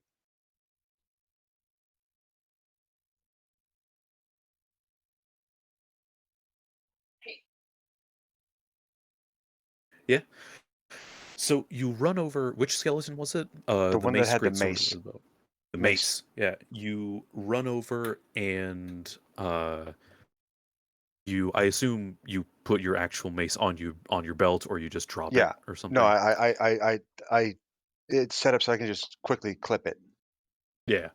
You run over Basically, and you grab the mace, yeah. and you do manage to rip it out of the skeleton's hand, and now you have a crystal mace. All right. Is that my action for the round? Probably, so I I can't would attack it. assume so. Okay, Yeah. so no, I cannot attack, and that's cool. So I'm going to just, pardon me, as a free action, I'm going to just set and brace with my shield for Okay. incoming attacks. Nope, Does that it's give you just like bonus AC? it's just drama. Okay. Good to know. hmm And with that, we are to Chaos's turn. All right. I gotta restart my computer real quick. I'll be back. Can you guys hear me okay? Yeah, we hear you fine. Okay, I can never tell. All right. Always good to double check. Yeah. So, noting what happened with Althea and her halberd with the longsword, Rowan are there still ripples appearing? Yes. As you sort of look around, you can see that basically all of the massive crystals on the sort of outskirts of the room, there's about like 8 of them, sort of just kind of evenly spaced apart. And yeah, all of them have that sort of ripply, shimmery look to them. Okay. So Rowan is going to pull out his spellcasting focus, which is like a different crystal on a chain, and try and shove that into the crystal, the wavy crystals, and see what happens. Okay. Yeah, you pull your little crystal and you shove your hand into the crystal. You get a similar sort of tugging sensation as you're pulled elbow deep, and you look at yourself in the reflection of the crystal and give me a charisma roll. All right. My best stat. That's my worst Your by a worst lot. stat. Oh dear. Yeah. Well, you do feel something with your hand, and the tugging stops. And as you pull your hand out, you can see that with your spell casting modifier in your hand is a small crystal dagger. Okay. All right. I can work with this. And as stated before, the like shoving your hand into the crystal thing, I'm going to count as a bonus action, so you can still see if you can get a little stabby in. All right. Yeah. Rowan will go up to one of the Gilliman and try and stab it with There is his new currently little dagger.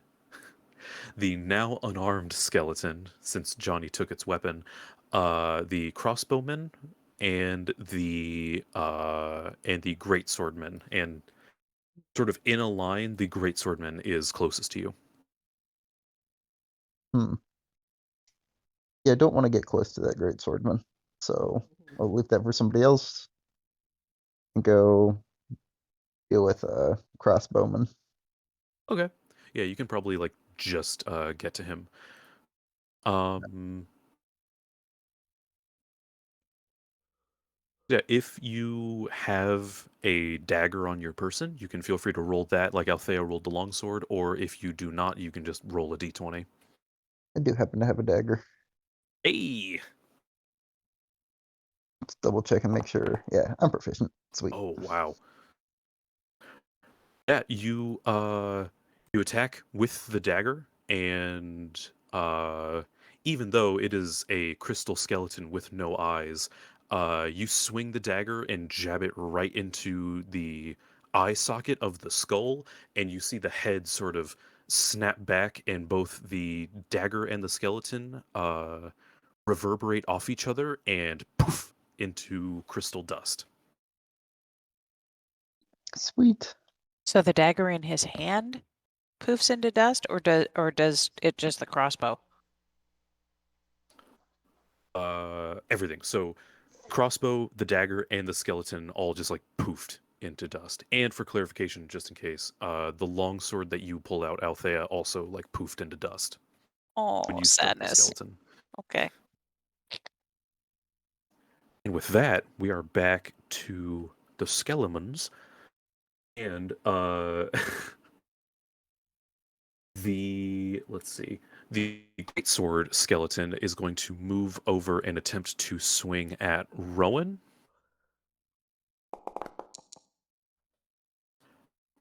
I assume a 10 does not hit. It definitely does not. Yep.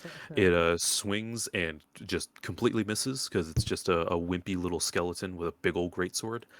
And let's see, the unarmed skeleton is, I guess, just gonna try and claw at Johnny, and that doesn't hit. So now we are to Rana's go. Okay. Rana is gonna run back to the shimmering crystal and stick her hand in. And oh, very quickly, I will mention Althea and Rowan, both when you guys stuck your hands in, when you had the like other things in your hand, it was noticeably a little bit uncomfortable pulling it out, having the longsword and the sword in your hand, and the arcane focus and the dagger in your hand. That So makes no, you only sense. got so much hand space. So what does Rana do? She's gonna run over to the closest shimmering crystal and stick her hand in. Just her hand?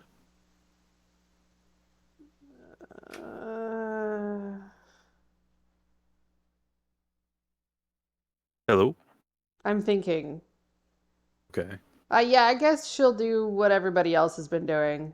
They've been sticking things into the crystals and then pulling them All back right. out. So I Phrasing. guess.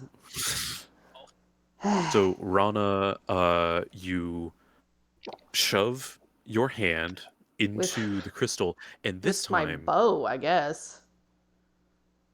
you shove in just barehanded or with your bow. Well, everybody else has been like, so Althea put her halberd and Rowan used his focus. So yeah, I guess she'll put her bow in there. Okay. Yeah, it pulls, you feel it sort of pull on you, and it gets it sucks you in up to the elbow, and give me a charisma roll. Was it a check? I think yeah, a check, not a save. That's the two different things, right? Yes. Yeah. Give me a charisma check, not a save. Wonderful. You you feel something sort of go into your hand, and the pulling stops, and as you pull your hand out, you have a short sword in your hand, Huh. along with your bow, made of crystal. Okay. She'll grab the short sword with her right hand. And can she make it to any of the I skellies? believe you can make it to the greatsword skeleton with your movement. Okay. So she'll. Oh, I can also bonus action. Wait. Oh no, you said grabbing the thing is the bonus action. So yeah, I'll go up Yes. to the greatsword person or skelly crystal and swing at him. I All right, give me a don't swing. have short sword loaded, so I don't know what Okay, then just bonus. I'll just roll a d20. yeah. Oh, yeah, you're good. You swing the short sword into the skeleton. You collide with it in its vertebrae, and the great sword, the skeleton, and the short sword all poof into crystal dust. Okay. Now it is. Is that everything you wanted to do? Yeah. It is back to Althea. So now the only skeleton left is the disarmed skeleton standing in front of Johnny, and you currently do not have a weapon in your hand. Well, darn, because I was going to try and grapple it and use it to bludgeon one of the other ones. Okay. All right, Bane. But I guess that's not. I guess that's kind of pointless. Hmm.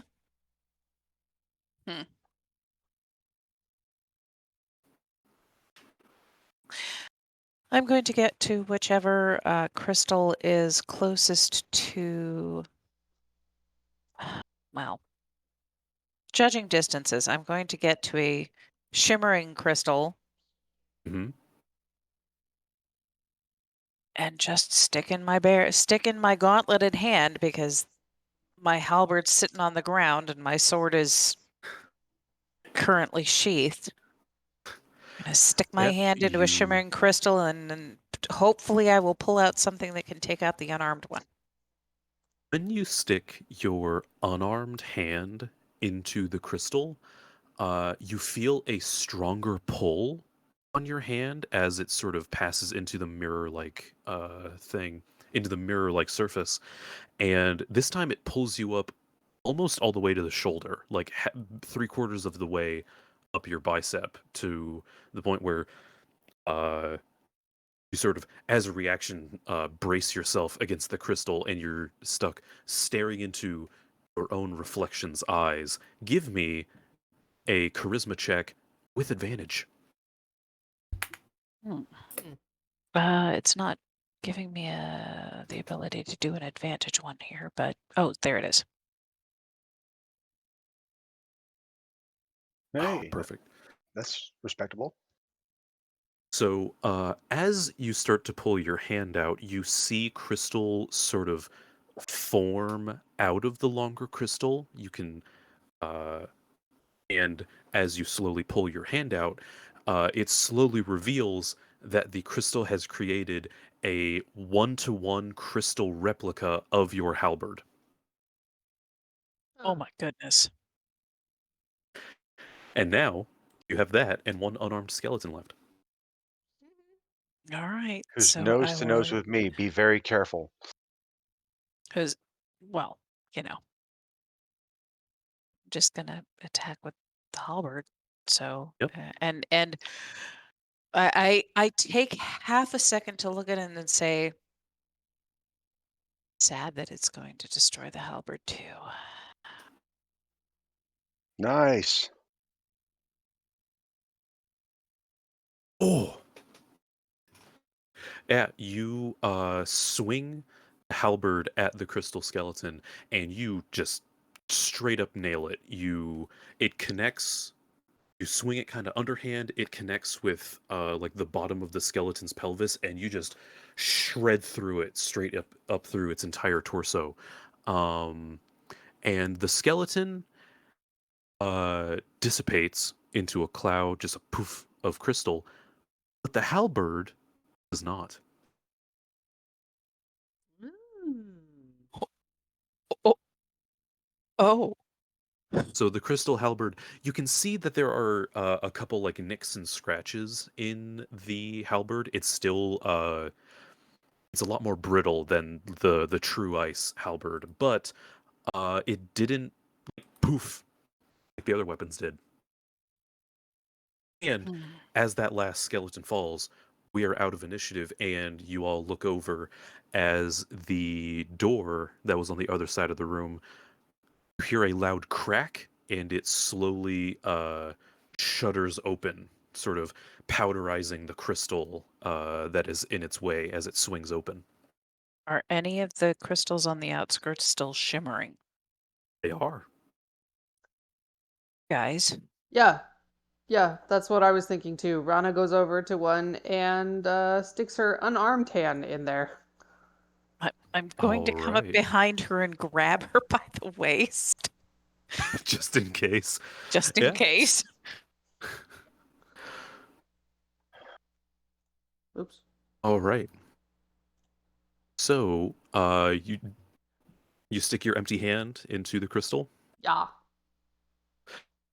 as before happened with Althea. You are sucked in basically up like 3/4 of your bicep into the crystal and are stuck staring basically eye to eye with your reflection. Give me that charisma with advantage.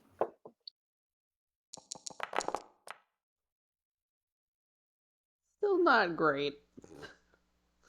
Not fantastic, but uh as you pull your hand back out, you also see a sort of form of crystal appear before your hand does, and as you pull more and more out, you realize that your hand is currently holding a crystalline replica of your venom bow with 5 crystal arrows.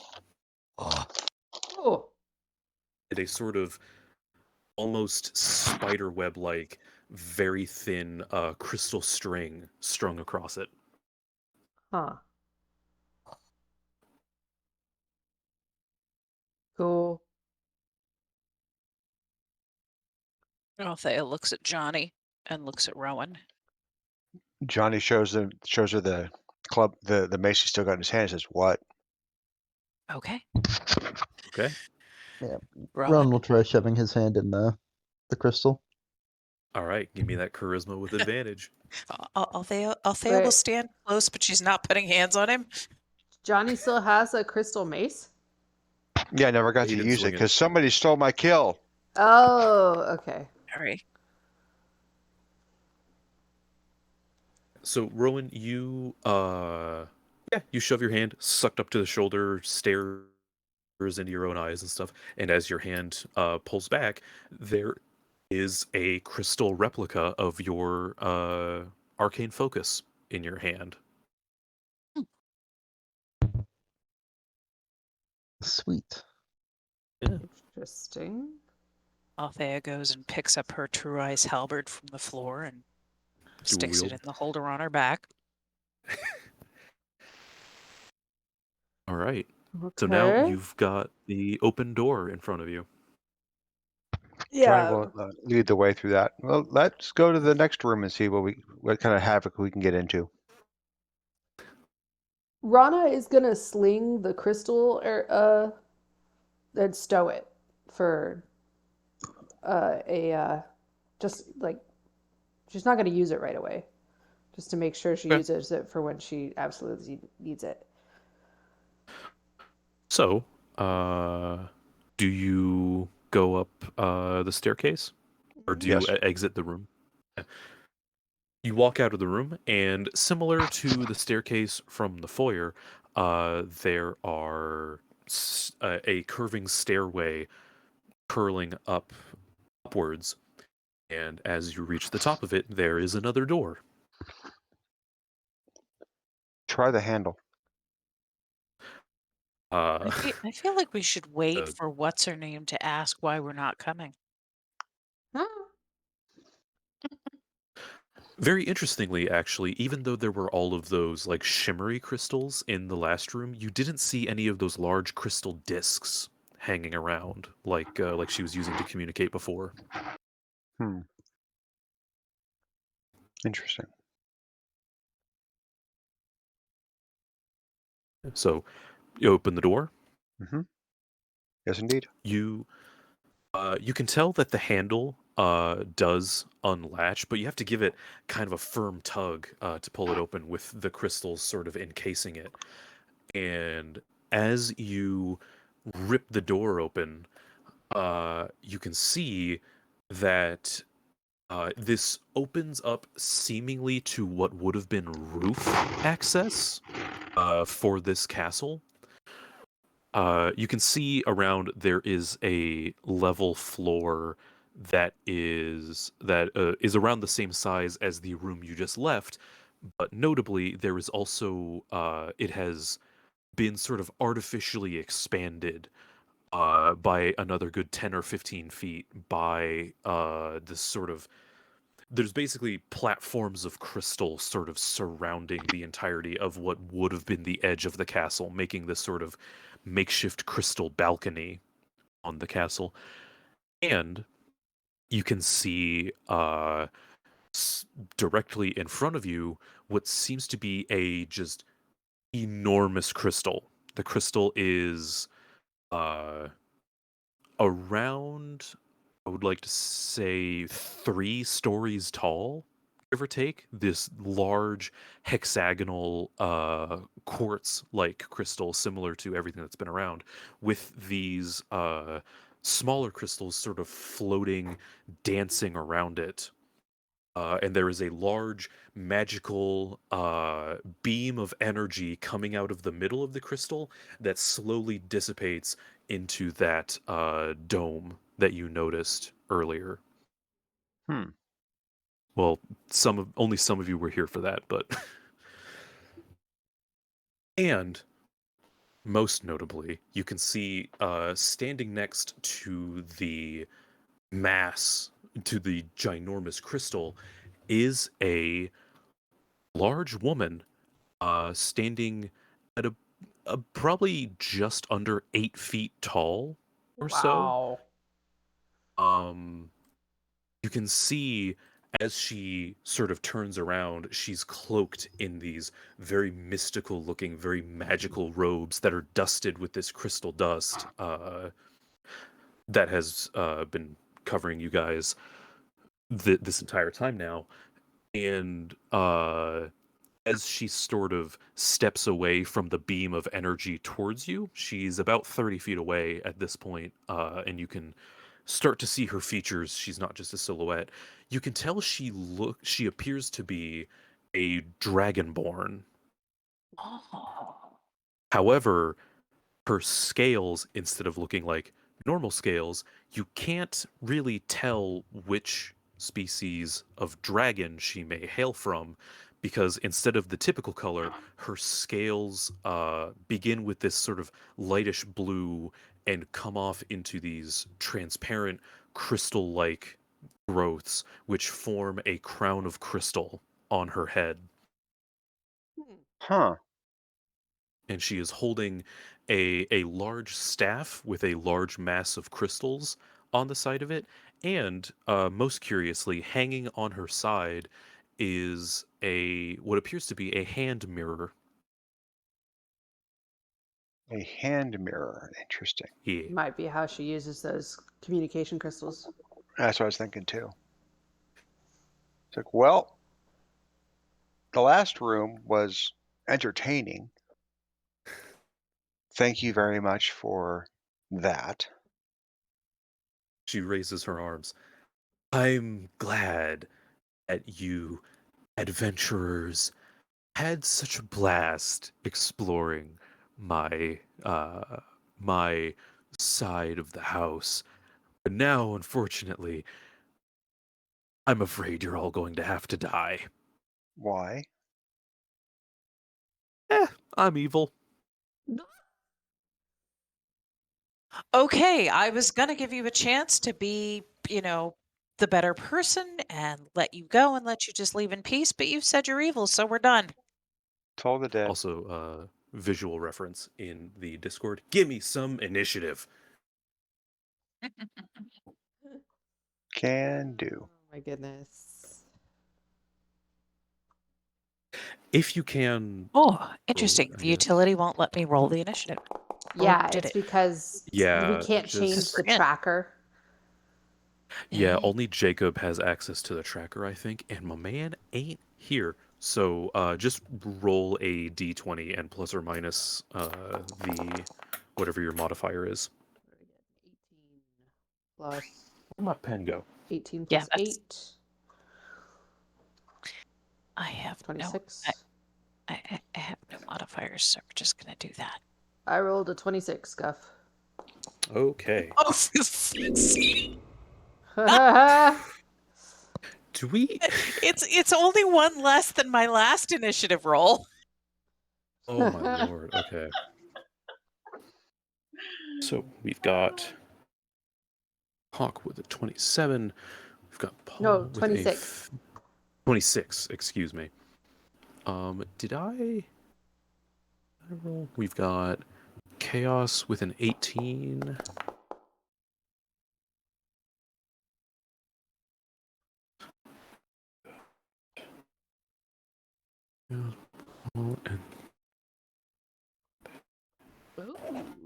And Tara. Okay. So, Interesting. Weird. oh shit, I almost forgot. She also introduces herself.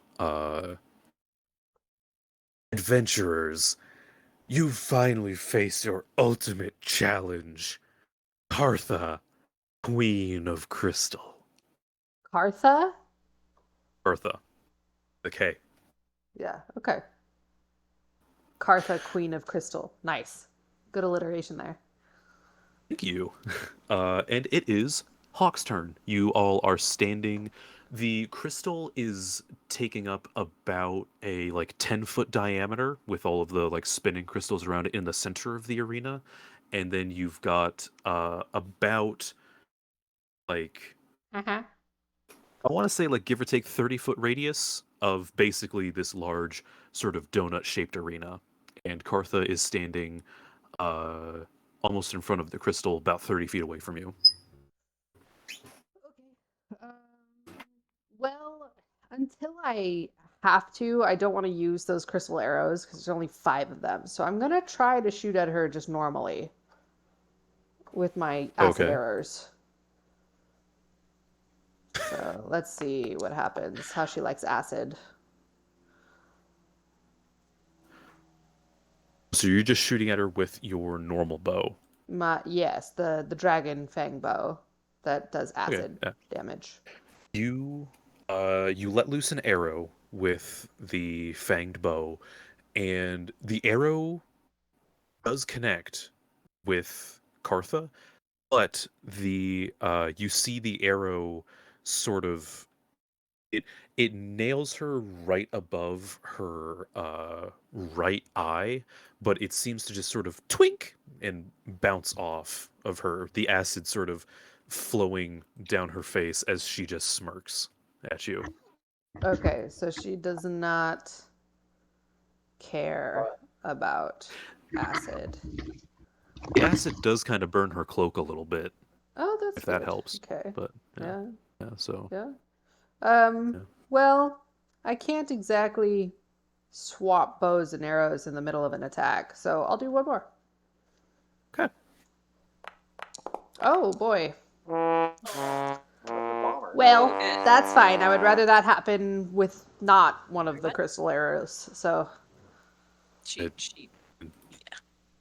That's a solid whiff. yep. It's because Rana's already putting the bow away. She just looses an arrow kind of as she's swapping them.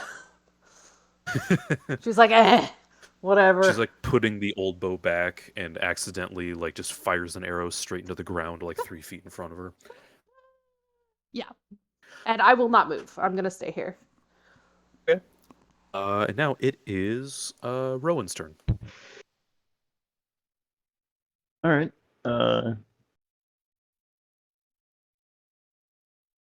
Let's see.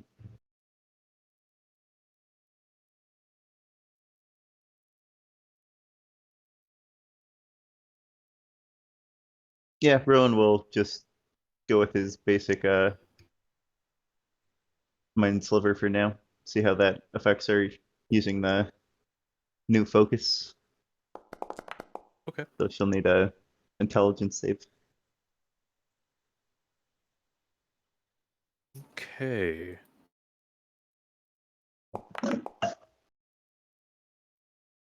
Does a 16 pass? It does not. Okay. So you cast the mind sliver. I assume, are you using your normal focus or the crystal focus? The crystal one. Yeah. You raise the crystal focus and you cast the mind sliver through it, and you see an actual physical sliver of crystal sort of appear for half a second on like through her head and then vanish. And part of her crystal crown cracks as that happens. Neat. That's all Yeah. he's got going for him. All right, so how far is it? My turn. It is Paul's turn. It did 8 damage, right? The mind sliver. Yes, and the next save is reduced by 4. Ooh. Oh, she's taking Yeah. damage. Wonderful. We're It going is to now. use. We're going to use Toll the Dead. Ooh. Okay. Toll the Dead. Toll the Dead. Toll the Dead. So that is what, a wisdom from me? That is a Yes. yes.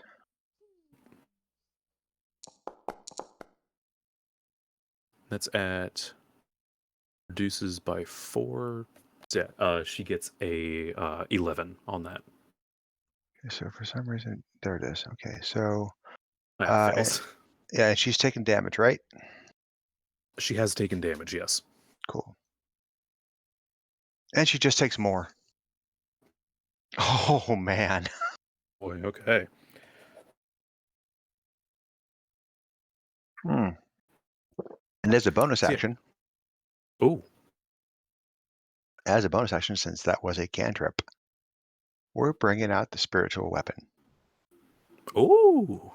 A fan favorite. Yeah, and we're upcasting that to 3rd level. Mm. Actually, let me take a look here. We're going to cast that to 4th level. I'm done playing around. Oh boy. I'm just going to put it on there, so because we don't have a place to put it. Yeah, I assume you're sticking it right next to her, though. Yeah. So 15 hit. So what is the spiritual weapon? It is a magical floaty weapon that I can control. And it's in the chat. But what kind of weapon? Oh, it's a Whatever form you choose. yeah, it's a mace. Is what the form it takes is a mace. This ghostly mace appears next to Kartha, and it takes a swing at her. However, she like moves her head and directly headbutts the mace's swing, and the mace bounces harmlessly off of her crystal crown. That's worth a shot.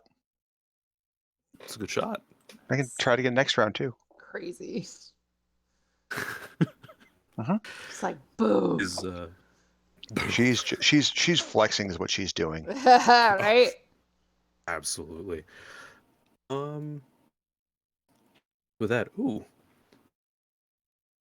So, is that your turn? Is that all you want to do? Yeah, sorry about that. Yeah, my Okay. turn is now complete. No, that's fine. So, she slams her head into the mace and then turns to look at you.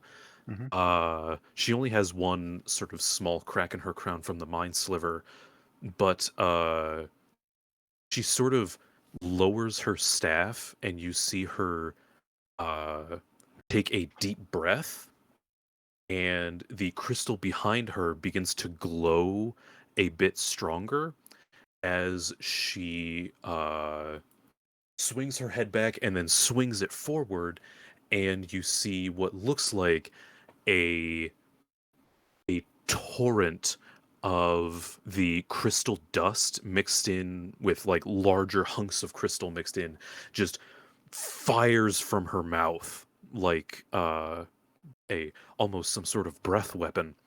Everybody give me a dexterity check. I believe you're all still standing pretty close to one another. Yeah. You said everybody? Dex check? Everybody. Oh, Or wait, would it dex be a save. save? Yeah, it would be a It save. would be a save, yes. That's not going to end well for me.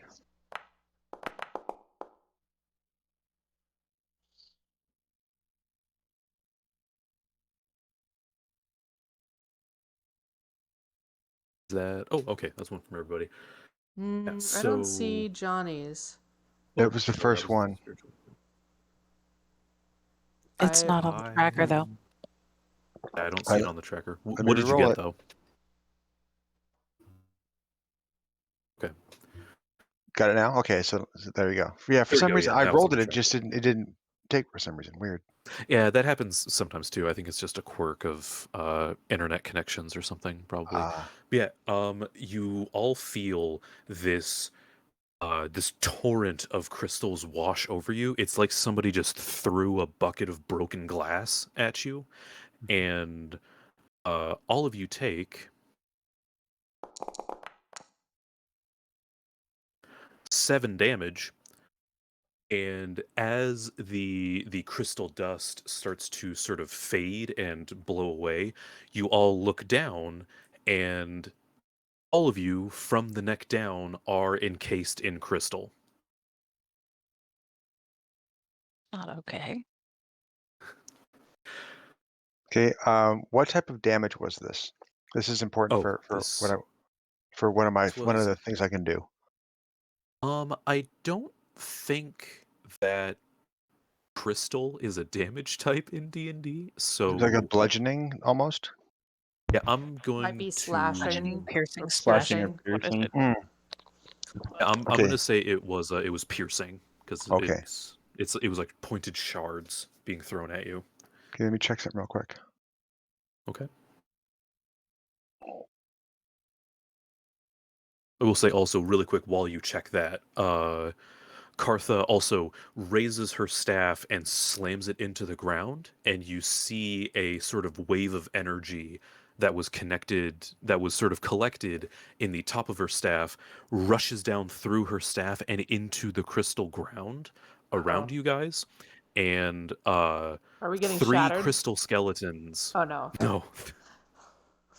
3 crystal skeletons sort of just spring and rise out of the crystal. They sort of like it seems almost like the ground is morphing into the skeletons. They leave like patches of empty stone like on the ground as they rise out of it. Ooh, interesting. Yeah. Well, maybe they'll shatter this crystal that's encasing us. I have a wonderful idea. You said these are skeletons, right? They are in the shape of skeletons, but they are completely made of crystal. There's no Okay, bone in these boys. No. Okay, so they're not undead. No, they are not. Okay, They're like constructs, they're basically. just affectations. She's still flexing. Okay. Mhm. She says, "Oh yeah, look at me. Got it." Oh yeah, I got you for 3 minutes.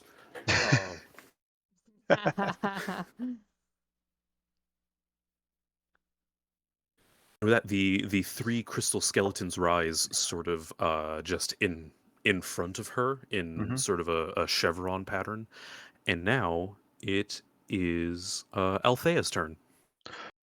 Question: did the Toll of the Dead, when I cast that, did I note whether or not she felt that? The Toll of the Dead did seem to have an effect on her. Thank you. Cool. Yes.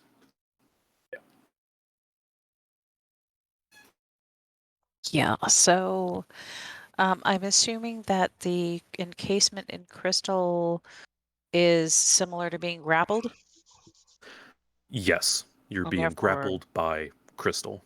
I need to do a strength check to break it. Yep. Give me a strength check. Come on, do the thing. Why is it not doing the thing? Hang on.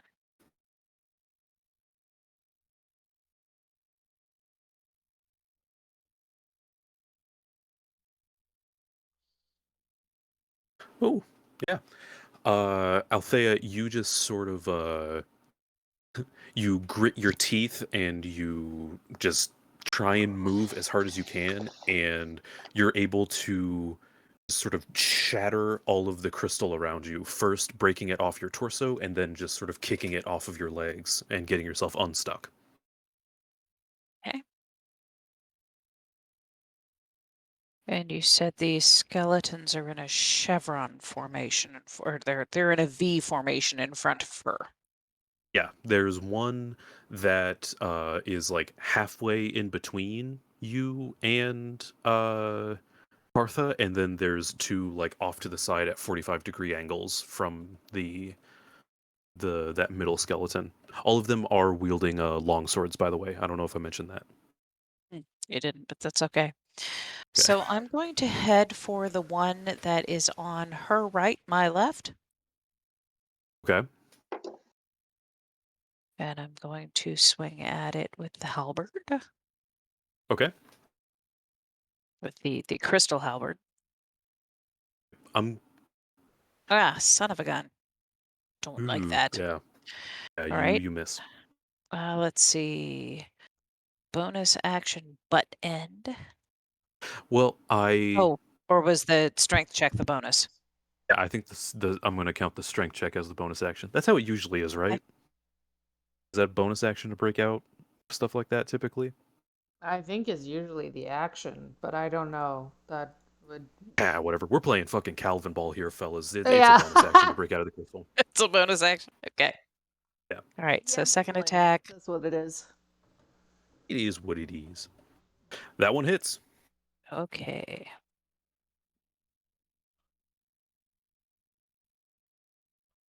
Yep. You bring I assume you're using the crystal halberd. Yes, I am. Yep. You bring the crystal halberd down and the skeleton is smashed into dust immediately. As you swing through though, you do feel a larger sort of crack appear in the crystal halberd. It's still functional, but it is slowly being worn down. Okay. I don't know how much movement I have, but essentially I'm trying to get It past her toward that column, toward that hexagonal crystal, she or was to get behind standing her. Yeah, she was standing about 30 feet away from you. The crystal is like 5 feet back from her, and you moved 15 feet to get to the skeleton. Okay, so I'll move the other 15 feet to get essentially right up on her, Yeah, you're just standing to her like side. you're standing like 7 feet to her left or so. Yep, gonna suck, but hey. So that's it for me. Oh, okay. And with that, we're back to the top of the order with Rana. But As the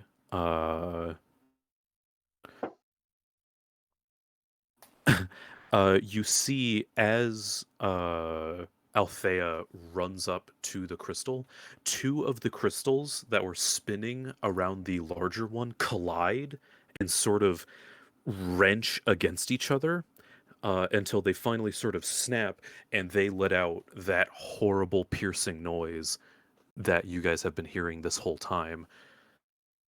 This time, however, from being so close to it, everybody takes 3 piercing damage. Okay.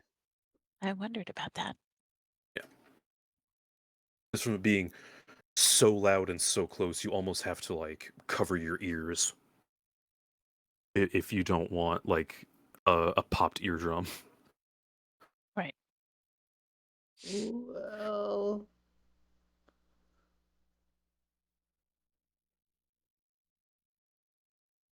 my arms are still pinned to my side, so Yep, Rana might have is a pop still eardrum encased in anyway. crystal. Yeah, I'm not having my best day either. And the noise doesn't shatter the crystal? No, it does not. Okay. Well, there goes that idea. So yeah, Rana will try to break out.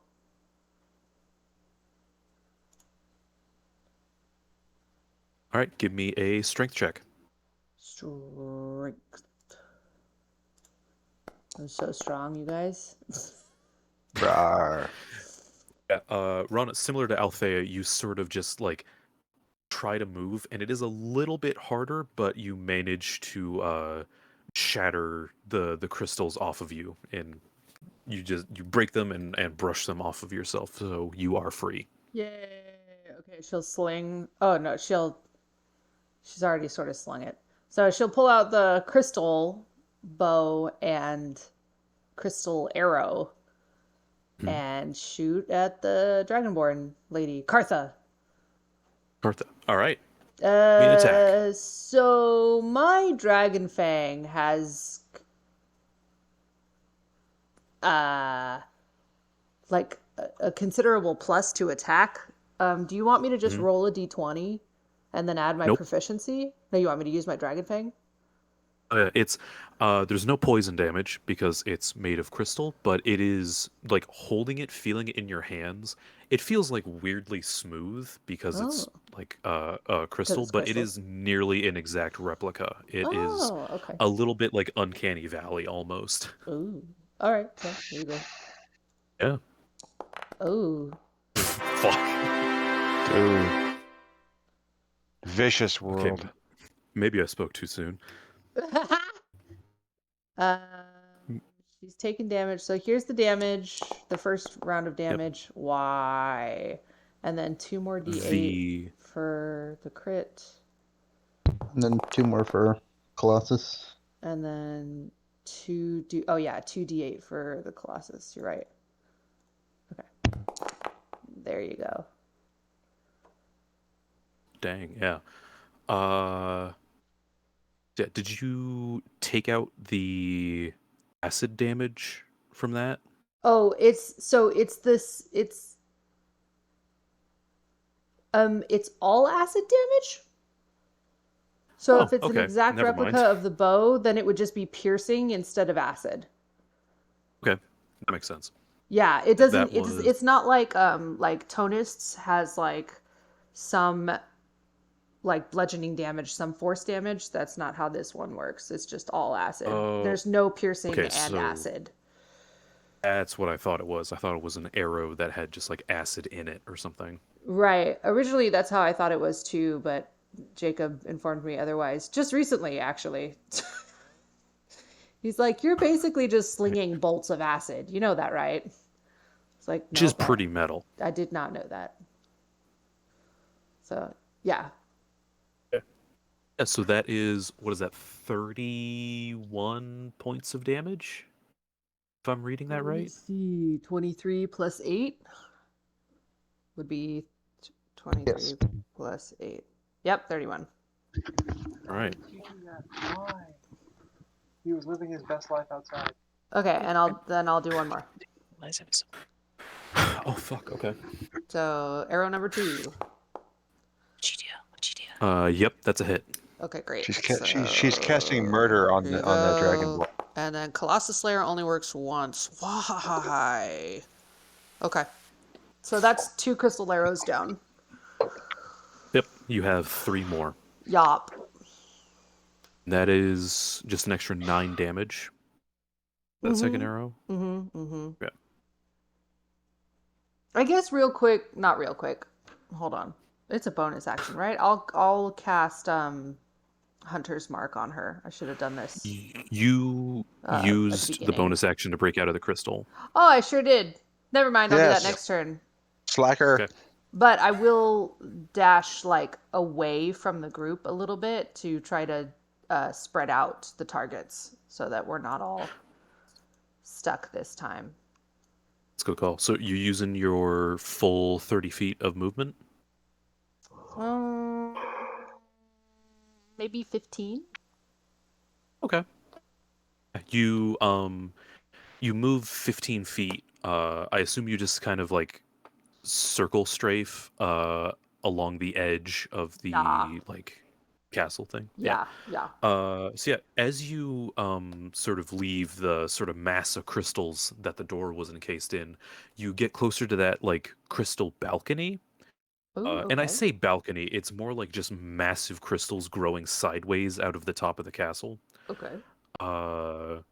And as you look down, you can see that those crystals, even though they're lying sideways, they also have that sort of shimmery, wavy effect that the crystals Ooh. downstairs had. Okay. Yep. That's good to know. And if that's your turn, it moves on to Rowan. That is my turn. Go, Rowan. All right. Go, Rowan. Go, Rowan. Yeah. Kill the dragon. Yeah, something tells me that's not going to happen in my turn. Tyrone will use his bonus action to just Misty Step out of the crystals. Is Nice. that verbal only component? It is. Nice. It's like, Oh, screw you and your okay. crystal entombment. Yep. And then How far do you Misty Step? he'll Misty Step. Let's say 20 feet behind Rana, Okay.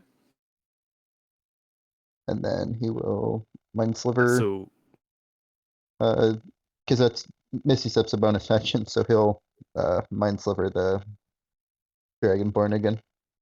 yeah, I just really like the mental image of Rowan just like disappearing into mist and then appearing a few feet away. So there's just this like head down, basically crystal sculpture of Rowan's body. Nice. We could use it for a nice sculpture mold. What is that? That's another intelligence save from me. Yep. DC 17. That is a failure. That is another hefty little bit of mind sliver. Oh, I also forgot to mention. Yeah, Rana, as you let loose both of your arrows, they both nail or one of them straight nails Kartha in the head. You nailed her like right between the eyes, and it breaks off about a third of the sort of crystal surrounding her snout and on the crown. And then the next arrow straight up like embeds itself into her arm before they both sort of poof into dust. And as you fire the arrows, you do see a small sort of hairline fracture start to form in the curvature of the bow. Makes sense. Similarly, Rowan casts Mind Sliver. Another like sliver of crystal appears. Another little bit of her crown is chipped off, and you can feel the arcane focus seem to slightly sort of powderize in your hand. About a third of it has sort of turned to dust in your grip. Still usable though.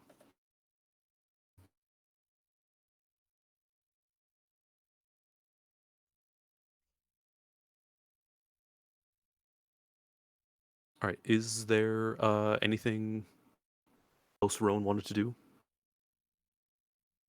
Chaos, you're not coming through. No, You are now. that was it for Rowan. So now it is Johnny's turn. All right, Johnny's going to try and break out of this thing, leading with the mace to use it as a fulcrum leverage point to break out of the encasement that he's in. Okay. Yep. Give me that strength check. Because it's physics. I believe Strength you. check. I'm glad you believe me. Thank you, man. I don't, I don't know It's nothing about no Fezzik? big science.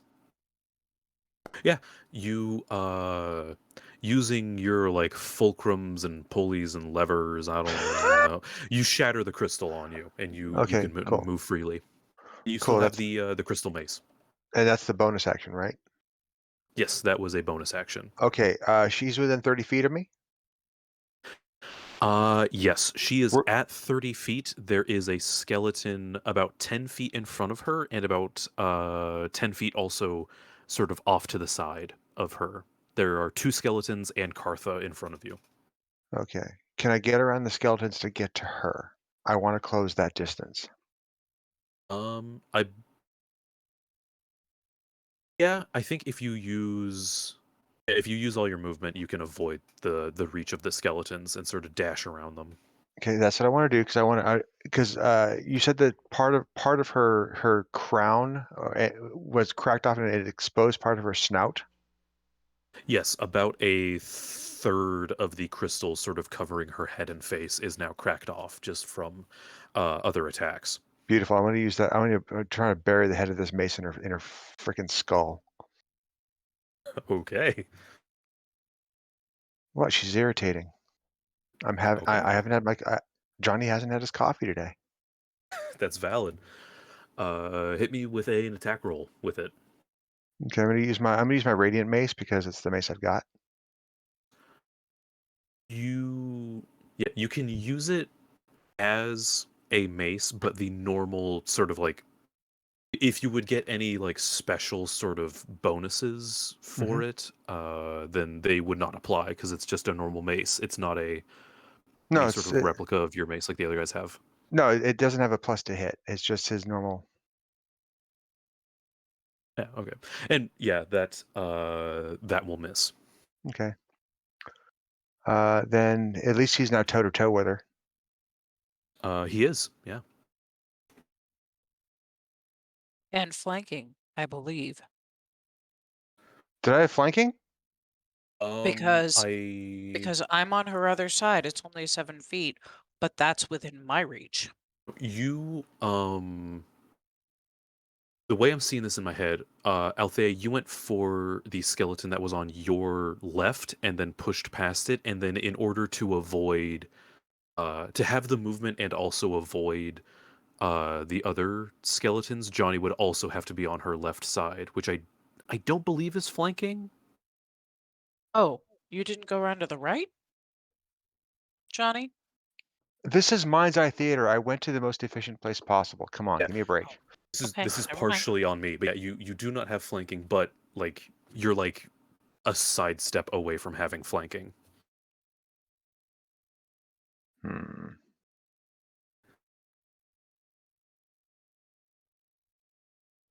Well, if that's what it is, that's what it is. Okay. Speaking of sidesteps, the crystal skeletons both 180 as Althea and Johnny sort of charge Kartha. One of them with a longsword makes a swing at Althea. Oh shit! I forgot about something. Sorry.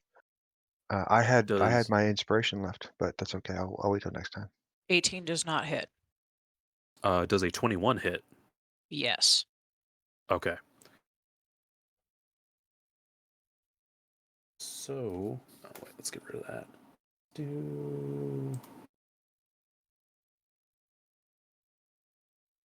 Okay. Althea takes 7 points of damage as the skeleton runs up and just slashes the longsword across her back. And then the other skeleton rolls up towards Johnny. A 16 does not hit. No. Yeah, no. So he swings and misses Johnny. And then Kartha herself, you see her. She grins at Johnny as he runs closer to her, and then she raises her staff again, and you see a cluster of small lights begin to appear around her staff, which the more potentially some of the very magic inclined folks of the party we have here note that they have a very similar sort of crackling energy and appearance to magic missiles. When suddenly all of the lights seemingly turn into, while they still have that sort of magical energy at the center of them, they get small spikes of crystals come out of them, and she flicks her staff, and about 2 of these magic missiles go towards everybody, and each one of you takes 8 damage from these 2 crystals impacting you. Target us all? Hmm. They sort of, there's this big cluster of lights around her head, and then they all just like pew, like wolf pack rounds off to people. Okay. Okay. So how much are we taking? 8 points of 8. damage. So far Johnny has taken 18 points of damage in total.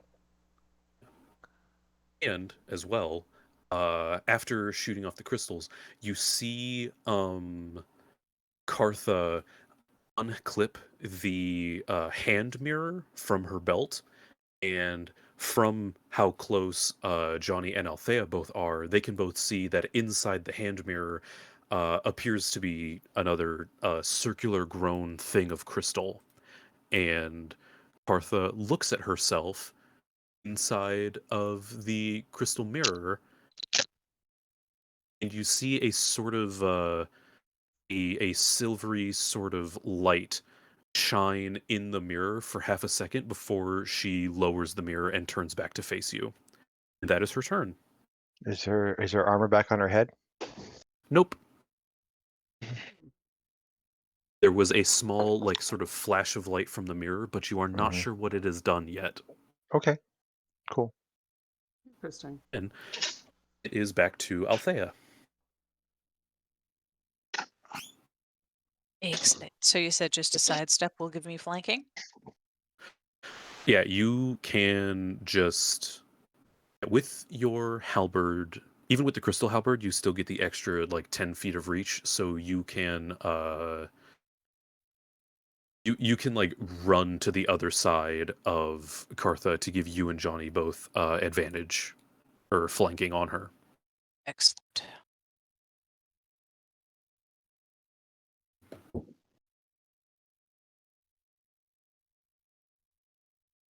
Nice. So yeah, you move to the side, you flank her, and you bring down the crystal halberd on her. However, hold on. However. Uh-oh. As the halberd connects, the mirror flashes again, and the halberd, it does seem to connect with her, but almost in an instant, there's another small flash, and your halberd is currently embedded in a 1-to-1 replica crystal statue of Kartha, which is now standing between you and Johnny, and Kartha herself has appeared to have teleported 20 feet away to the east of you. Lame. Crystal halberd is embedded, so I would have to use my bonus action to wrench it out? If you want to, or if you want to go grab another one from the other shiny crystals, you could also try that.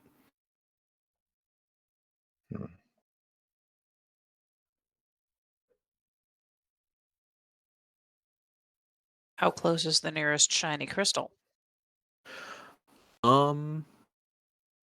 The if I'm kind of picturing this right in my head, you have like just enough movement to run over to near where Rana is, and there is one of the shiny crystals, the like balcony ones coming off the side of the castle that you could get to. But that wouldn't give me enough movement to get back to what's her nuts, No, where she actually is. unless you wanted to use your movement to go over there, use your bonus action to reach into the crystal, and then use your actual action to just move the 30 feet back.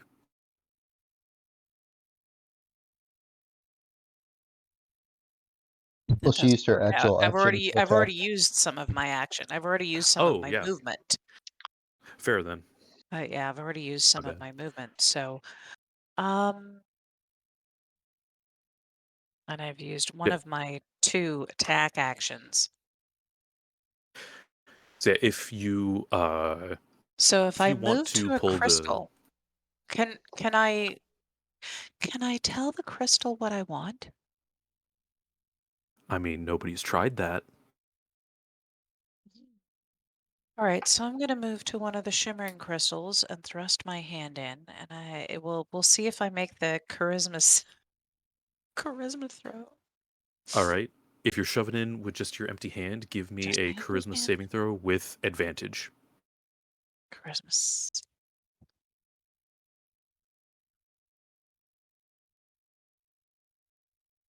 Okay. I'm Yeah, telling it that I want 5 javelins. you reach into the crystal and it you feel something fill your hand. Unfortunately, it doesn't feel like 5 javelins. However, as you pull your hand back, instead of a crystal halberd, you are holding what appears to be a crystal replica of the like anime as fuck Holy Avenger sword. Okay. Okay. Yeah, the one In that where you got the wings and stuff. Yeah, Yep. looks like that, but made out of crystal. Okay. So, I don't know how much. I probably don't have any movement left. No, yeah. But I'm going to use the rest of my other action to pull around the shield that I have. Okay. All right. Yeah, we are back up to the top of the initiative, and it is Rana's go. I have 3 arrows left. You have 3 arrows left. Okay, I'm gonna cast Hunter's Mark Okay. on Kartha. That's just a thing you put on, right? I don't roll anything for that. You don't roll anything, no. Okay. Yeah. And then shoot her with the Okay. arrow, with the bow, the crystal bow and arrow. Okay. Yeah. That is a hit. Okay, so we've got this, and then this. It's a lot of dice there, buddy. So. Okay, so that's 21. Is that 21 points? I think. Yeah. Good Right. question. I'm not a Yes. math person. It is 21. Okay. Okay. Okay. And then one more. All right. You play D&D. How can you not do math? I don't do I math. play D&D to avoid math. I count to 4 over Dude, and D&D over. is math. Nah. Okay, so another 11 points because I rolled like crap. And I have one Did crystal 30 arrow damage left. in a turn, and she's like rolled like crap. I see how Well, it is. and the second roll was crappy. It was. Look at that. Look at that. Hey, 2 and a Rana. 1. Rana, here's a suggestion. Go to a glowy crystal thingy and say, I want a quiver of glowy arrows, and you'll get them. or something. Well, I am pretty close to a shimmering crystal and do intend to interact with it next turn if I You need can do it to. this turn. I mean, oh yeah, I used bonus action already. Oh, I did use my bonus action already. Oh, okay. Yeah. That's right. For that hunter's mark. So Yeah. Right. So I will do that Then next it turn. is, and now it's Rowan's turn. All right. At this point, Rowan is going to do the old summon a giant hand, except this time I assume it's going to be crystally. Summon Smackdown. Okay. Old Yeah. colored crystal that's all on the floor turns into a hand. There's no earth around here, so he'll do that. So he'll make a giant fist. Does crystal count as Earth? I Yeah, mean, crystal technically, it counts as doesn't earth. require earth. It'll make it, but Oh, okay. since he's using For the flavor, focus, yeah, it uses the crystals. Okay, so she needs a strength save, All right. and this will pop up like 5 feet behind her. A roll. Oh Ooh. no! Okay. She don't care. Why? So does the She crystal casts hand? whatever. She casts. I'm fucking jacked, bro. Does the crystal hand? Does it just like dissipate, or does it not? It's still there. It just swats at her and misses. Do you Okay. even lift, bro? Yeah, it attempts to wrap its big old crystal fingers around her, and she just takes her staff in both hands and jams it into the middle of the palm and sort of bats it away. And it is. Did you have anything else you wanted to do, Rowan? No. All right. It's Johnny's turn. Okay. Let's see. God, I hate this part.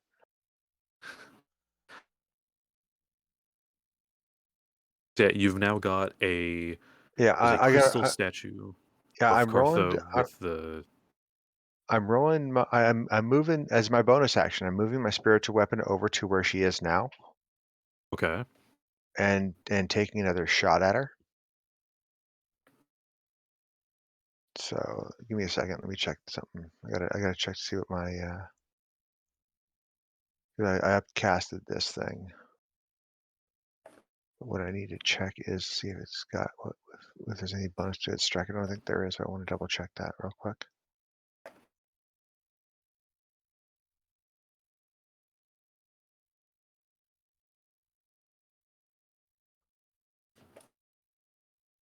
There's the attack. Does that hit?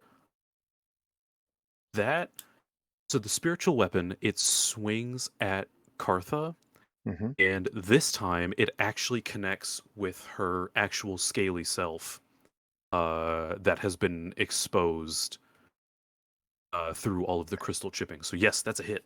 Excellent.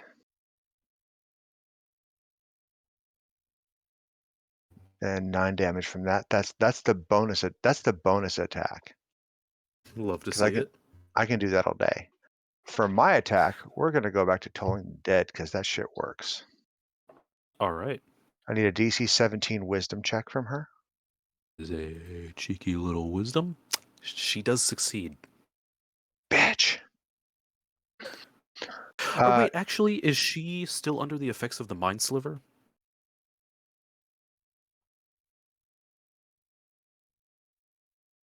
How long does that last? It's her next save.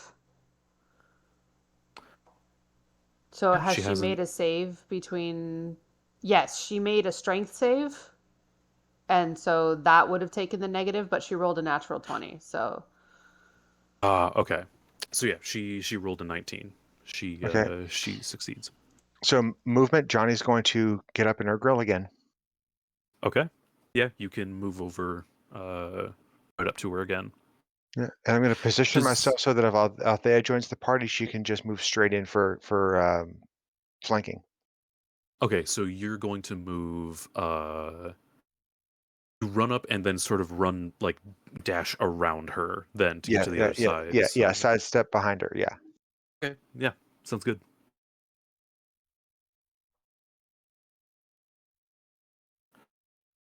Cool. All right, and is that your turn?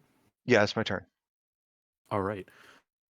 Kartha, she lifts her staff again, and it begins to glow with a sort of blue energy. And you see it fire a laser out of the top of the staff, which she then just swings in a wide arc.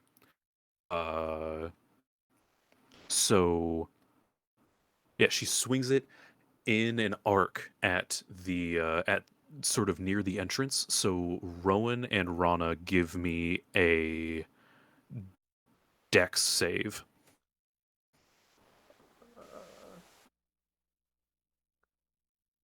Usually I'm good at that, but my rolls have been shit today. So Oh my gosh. Yikes. Wow. Ouch. yeah, this is great. Okay, yeah. So Why are you guys rolling both like me? both Rana and Rowan take 14 points of force damage as the crystal beam slides across both of them. It sort of skims past your legs. And then as you look down, you notice that where the beam's trail left, it is now starting to glow. Give me another dex save. Oh gosh. Well, hope, Is come there on. on the edge of the balcony? I can do this. That's a little better. Thank goodness. Okay, I yeah, don't think you we're both on the save from edge that. of the So, balcony. We're close to the balcony. yeah, and even on the balcony, there's another like 10 feet of space jutting off the side, so you Right. have plenty of room to move.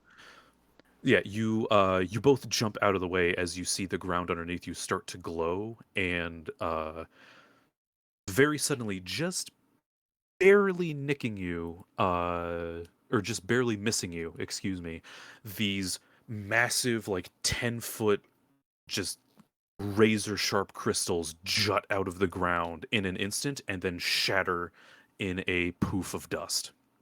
Oh. No, poof this. It is poof. Uh. Ooh, okay. It is Althea's turn. Okay. So I've got this freaking sword. And yes, I'm going to come up and take flanking on this individual. Yep. And go for the attack. That's a hit. And I have no idea how much damage this thing does if it's one of those holy whoozy wattses. Dude, that's not very good damage.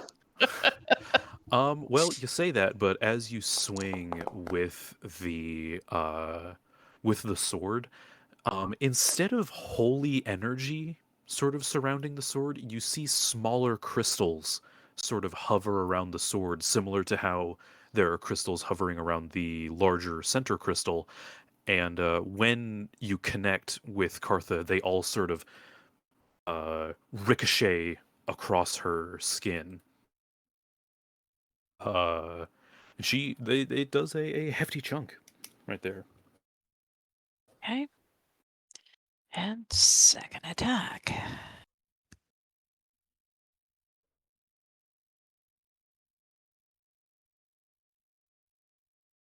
Does that hit? That does hit. Okay. And more damage. Nice. Yep. You I swing wasn't even downwards doing with the that with sword. advantage. You swing down with the sword and then swing back up again, and you see these tiny, sort of dart-like crystals come off the sword and ricochet all across Kartha, just sort of shattering the small crystals on top of her scales. So she's got little, like, basically it looks like you hit her with a shotgun blast of crystals. She's just missing little bits and chunks everywhere. She's looking rather worse for wear, and if that's Althea's turn, Yeah, unless with my bonus action I can reach out and grab her mirror. I mean, you can try. Okay, what would that be? I think that would be a strength contest, right? Okay.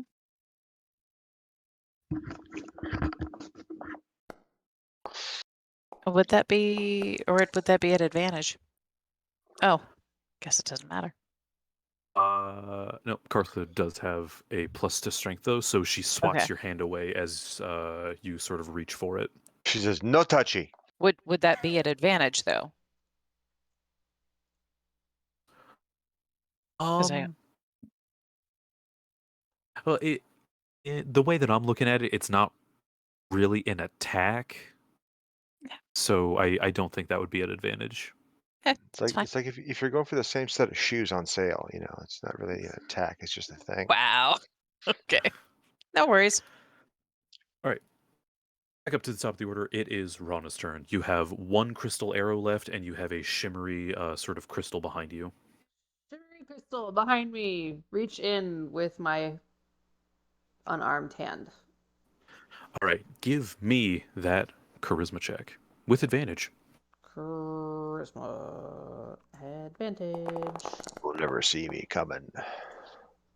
Nice. Yeah, you reach in and you feel something enter your hand, and when you pull it out, instead of more arrows or a bow, you are holding what appears to be a small crystal handbell. Huh. She's gonna sing Christmas carols now. All right. Well, I know how to use these. She rings it. All right. As you ring the bell, the bell almost instantly shatters in your hand.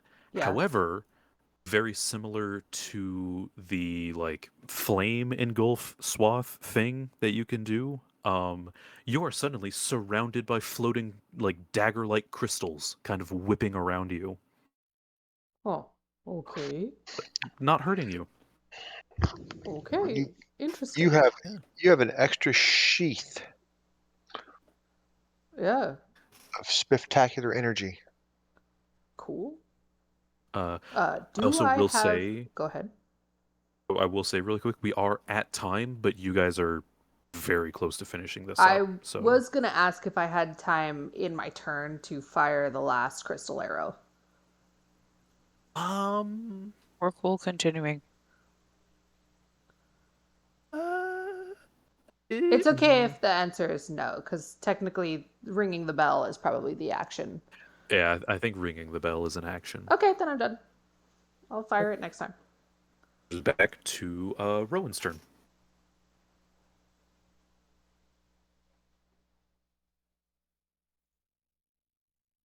Chaos. Can you hear me now? Yeah, we There hear we you go. now. Okay. So since she hasn't moved, Rowan's just gonna have the giant crystal hand swing at her again. All right. All right. Giant swingy crystal hand. So can I have a strength save from her? Give you that strength save. That, I assume, is a failure. That is definitely a failure. All right. Yep. So she takes a whopping 4 bludgeoning damage as it grabs her, and she's now Okay. restrained. Ooh. And attacks against her are at advantage. Yes. Ooh, you got like double advantage now. Yeah, so the automatic since she's flanked with me and Althea. Yep. Just punch her Entirely. right in the clock her in the snout. I Yeah, don't punch her in the think you nuggets. get. You do get the advantage. I don't, and she's restrained. I don't think you get an auto hit. Coup de grace. Right. What else does Rowan do?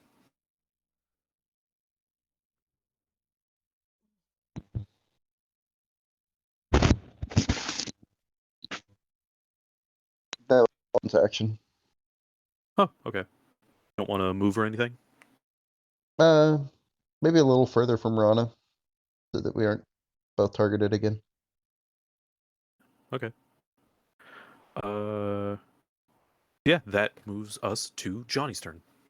Okay, bonus action. We're going with the spiritual weapon. You said at advantage, yeah? Yes, you do have advantage because she is restrained and flanked. Yep, that's a hit.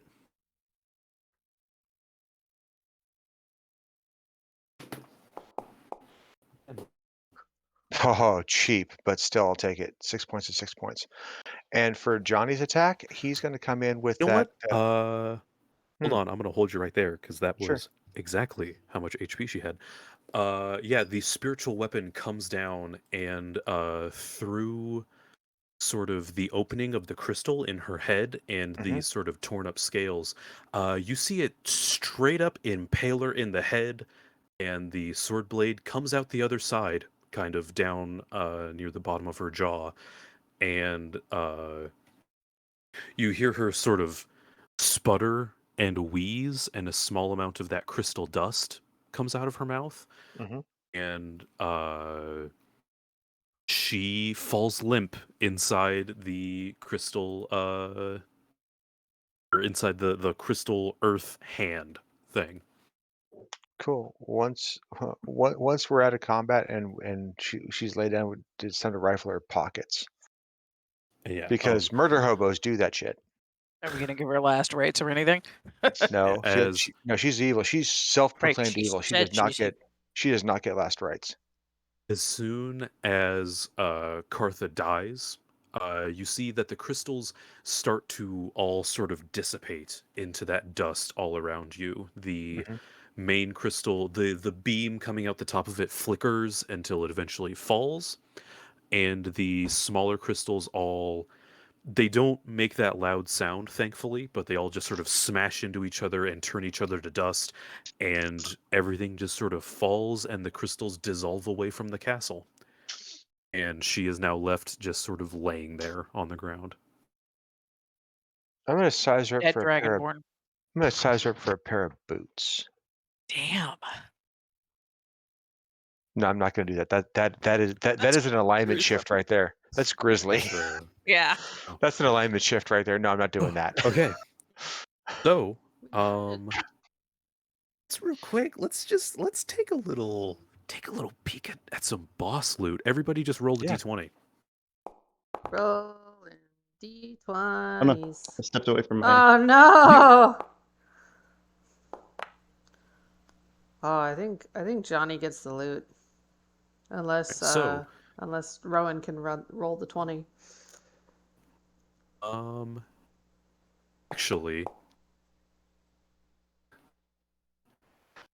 we here at the Guffshot, when it comes to boss loot, actually work with Price is Right rules. So closest without going over, Hawk, you get the boss loot. What? Wow. Go you. Okay. So what Rana receives, you pick up the crystal hand mirror that Okay. was on Cartha's corpse. So this is the crystal mirror of doubles. Oh. You can use this Okay. with as an action, or as an action, you can look into the mirror and do a charisma check. If you have to succeed on you need to roll a 15 or higher on it. Roll a 15 or higher with your charisma check, the mirror will flash, and the next time you're hit with a bludgeoning, piercing, or slashing attack from a physical weapon, instead of taking the damage, you will leave a crystal double of yourself in its place and encase the enemy's weapon in crystal, and you are able to teleport 10 feet in any direction. Oh, Nice.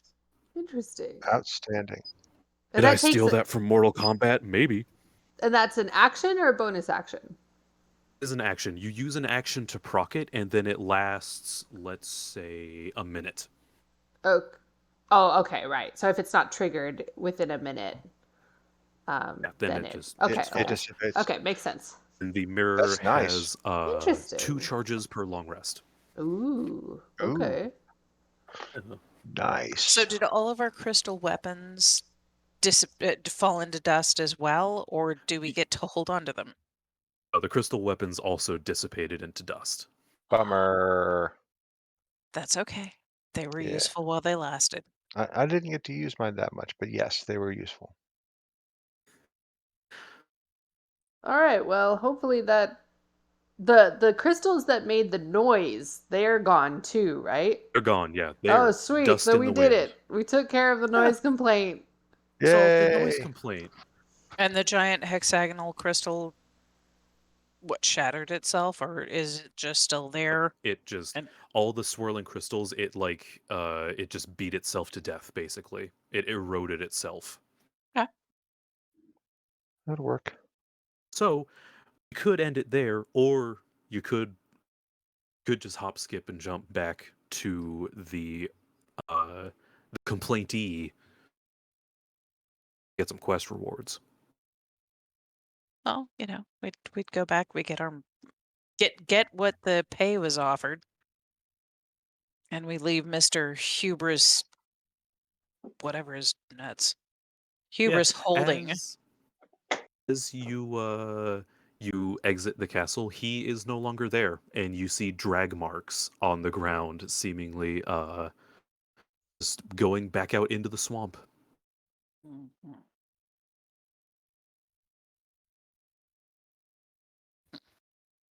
So I wonder who owns the castle now. Ooh.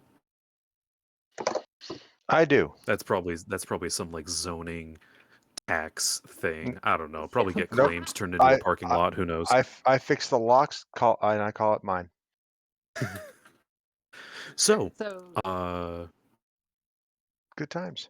Go back and claim if the reward for the yeah. advertisement. I was about to say, if you guys need to like leave right now, or we could just take a couple minutes, do that wrap up real quick. Yeah, we can do it real quick.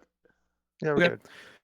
So yeah, you head back through the swamp. Takes about a half day's journey. And it's nice walking through the swamp, not hearing that like loud, horrible porcelain crystal noise every half hour or so. And you return to the origin of the noise complaint, the little hut owned by, God, what did I call them? I think it was like, was it Jude and Mary? I don't know, whatever. You guys do. Wait, we're okay, knock? All right. You who chooses to knock? Rana Um, will? Sure, Alright. why not? Rana goes up and knocks on the door, and the door swings open immediately, swings open inward, and the lady comes out and just immediately bear hugs Rana. Aw. Give me a strength save. A what? She's gonna squish you like a tube of toothpaste. Hey, good strength save. Okay. Dude, She's you been got a working plus. out. You've got a You plus take, 4? Holy Strength? Rana beefy. Why do I have a +4? Hold on. Is That's that fine. You're probably right? proficient. You're Oh, probably I'm proficient. I am proficient. For some reason. Cool. What? Yeah, She works Rana, you out. take 1 point of bludgeoning damage as this woman runs out and just bear hugs you and lifts you off the ground and spins, and it's just like, oh, I heard the commotion. I completely forget her voice. I'm sorry, it's been months. heard the noise dissipate from here. It was so lovely getting some peace and quiet finally. I can't help you thank you adventurers enough. And her lizard folk husband, Judd, leans against the door frame and goes, "Dang old man, dang old adventurers, man. I didn't think nothing of you, adverting man. Dang old adventurer. But I tell you what, you did on damn old good old thing, man." Johnny will look at him and speak in parochial. You're welcome. Damn man, I don't know what kind of language we're talking about. I'm playing on common. I'm playing to speak in English. I don't know how to speak in Cantonese. I don't know Cantonese. I picked up that word. But Nice. oh, you speak with the kind older couple. They invite you back for good old swamp gumbo literally anytime you need. They're very appreciative, and they give you a big old chest full of what appears to be rare pearlescent crab shells. Okay. The chest is valued at probably about 1,000 gold if you were to take it back to town. The exchange rate on crab to gold is a little bit finicky in these parts, but that's about what it would be. Okay. And as well, just for funsies, everybody roll another d20 for me. Price is Right rules.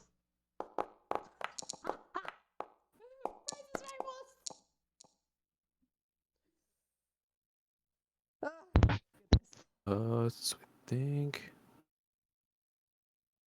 we still need one from. There we go. Ooh. Oh my. Althea and Rowan, roll off real quick.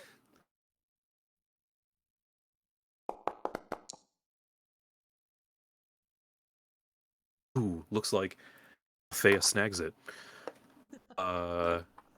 As you're sort of hefting up the chest of gold, Judd sort of leans over and taps Althea on the shoulder with his big old lizard folk claw, and he says, "Hang on, man. I swear the wife she's gonna so appreciate man. I swear you done great thing. I swear the dang old adventurers, man. There's some good varmints and critters."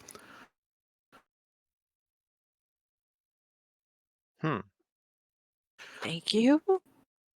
And he reaches inside the shack and he pulls out a what appears to you to be a very large, very crude harpoon gun. Hmm. And hands it to Althea. And you have just received uh, Judd's varmint juicer. God. Just the name. What?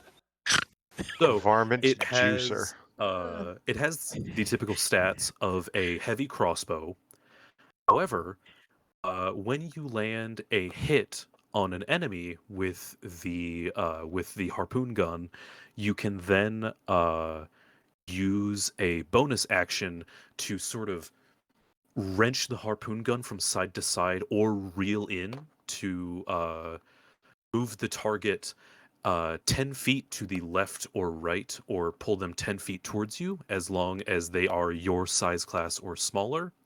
And the weapon does an extra d6 of damage to enemies that could be considered varmints or critters. Nice. So, large So, like- rodents, large insects. If you can give me a convincing argument for something to be considered a varmint or a critter, I'll give it to you. We're owl Okay, exterminators. so I really need to write this in. How do I put this in? I'm assuming this Yeah. is uncommon, or is this common? This is, I would say, a little uncommon. Yeah. Trying to put the Unique item. Judd's As well, varmint juicer. I don't know why he calls it that. I guess it's like a lost in translation thing with lizard folk, but whatever. Mm-hmm. Okay. Yeah, if Person. anybody as well needs me to repeat any of my like wacky, kooky, magical items, I can send them to you in a Discord DM, so you can just copy paste. Yeah, I can you would do that? appreciate that. That would be amazing. Yeah, I'll Yeah, write please those up after do. the session. Yeah. Yeah, sounds good. Fun times, dude. Yeah, it's Yes, good stuff. indeed. Yeah. Thank you. Yeah, it's fun. All right. And I'm gonna just go like upstairs and put that, mud on my our head. next Yeah. All right. Crit. section of the Guffshot has come to an end. Our noble adventurers have helped a nice elderly couple finally get a good night's sleep, and are invited back for a lovely little thing, some swamp jambalaya. I'm gonna have to take them up on that myself. Mm-hmm. Anyway, thank you everyone for watching. This has been another adventure of the Guffshot. Nice. Episode 4. Nice. Hawkeye, cut the stream. Oh.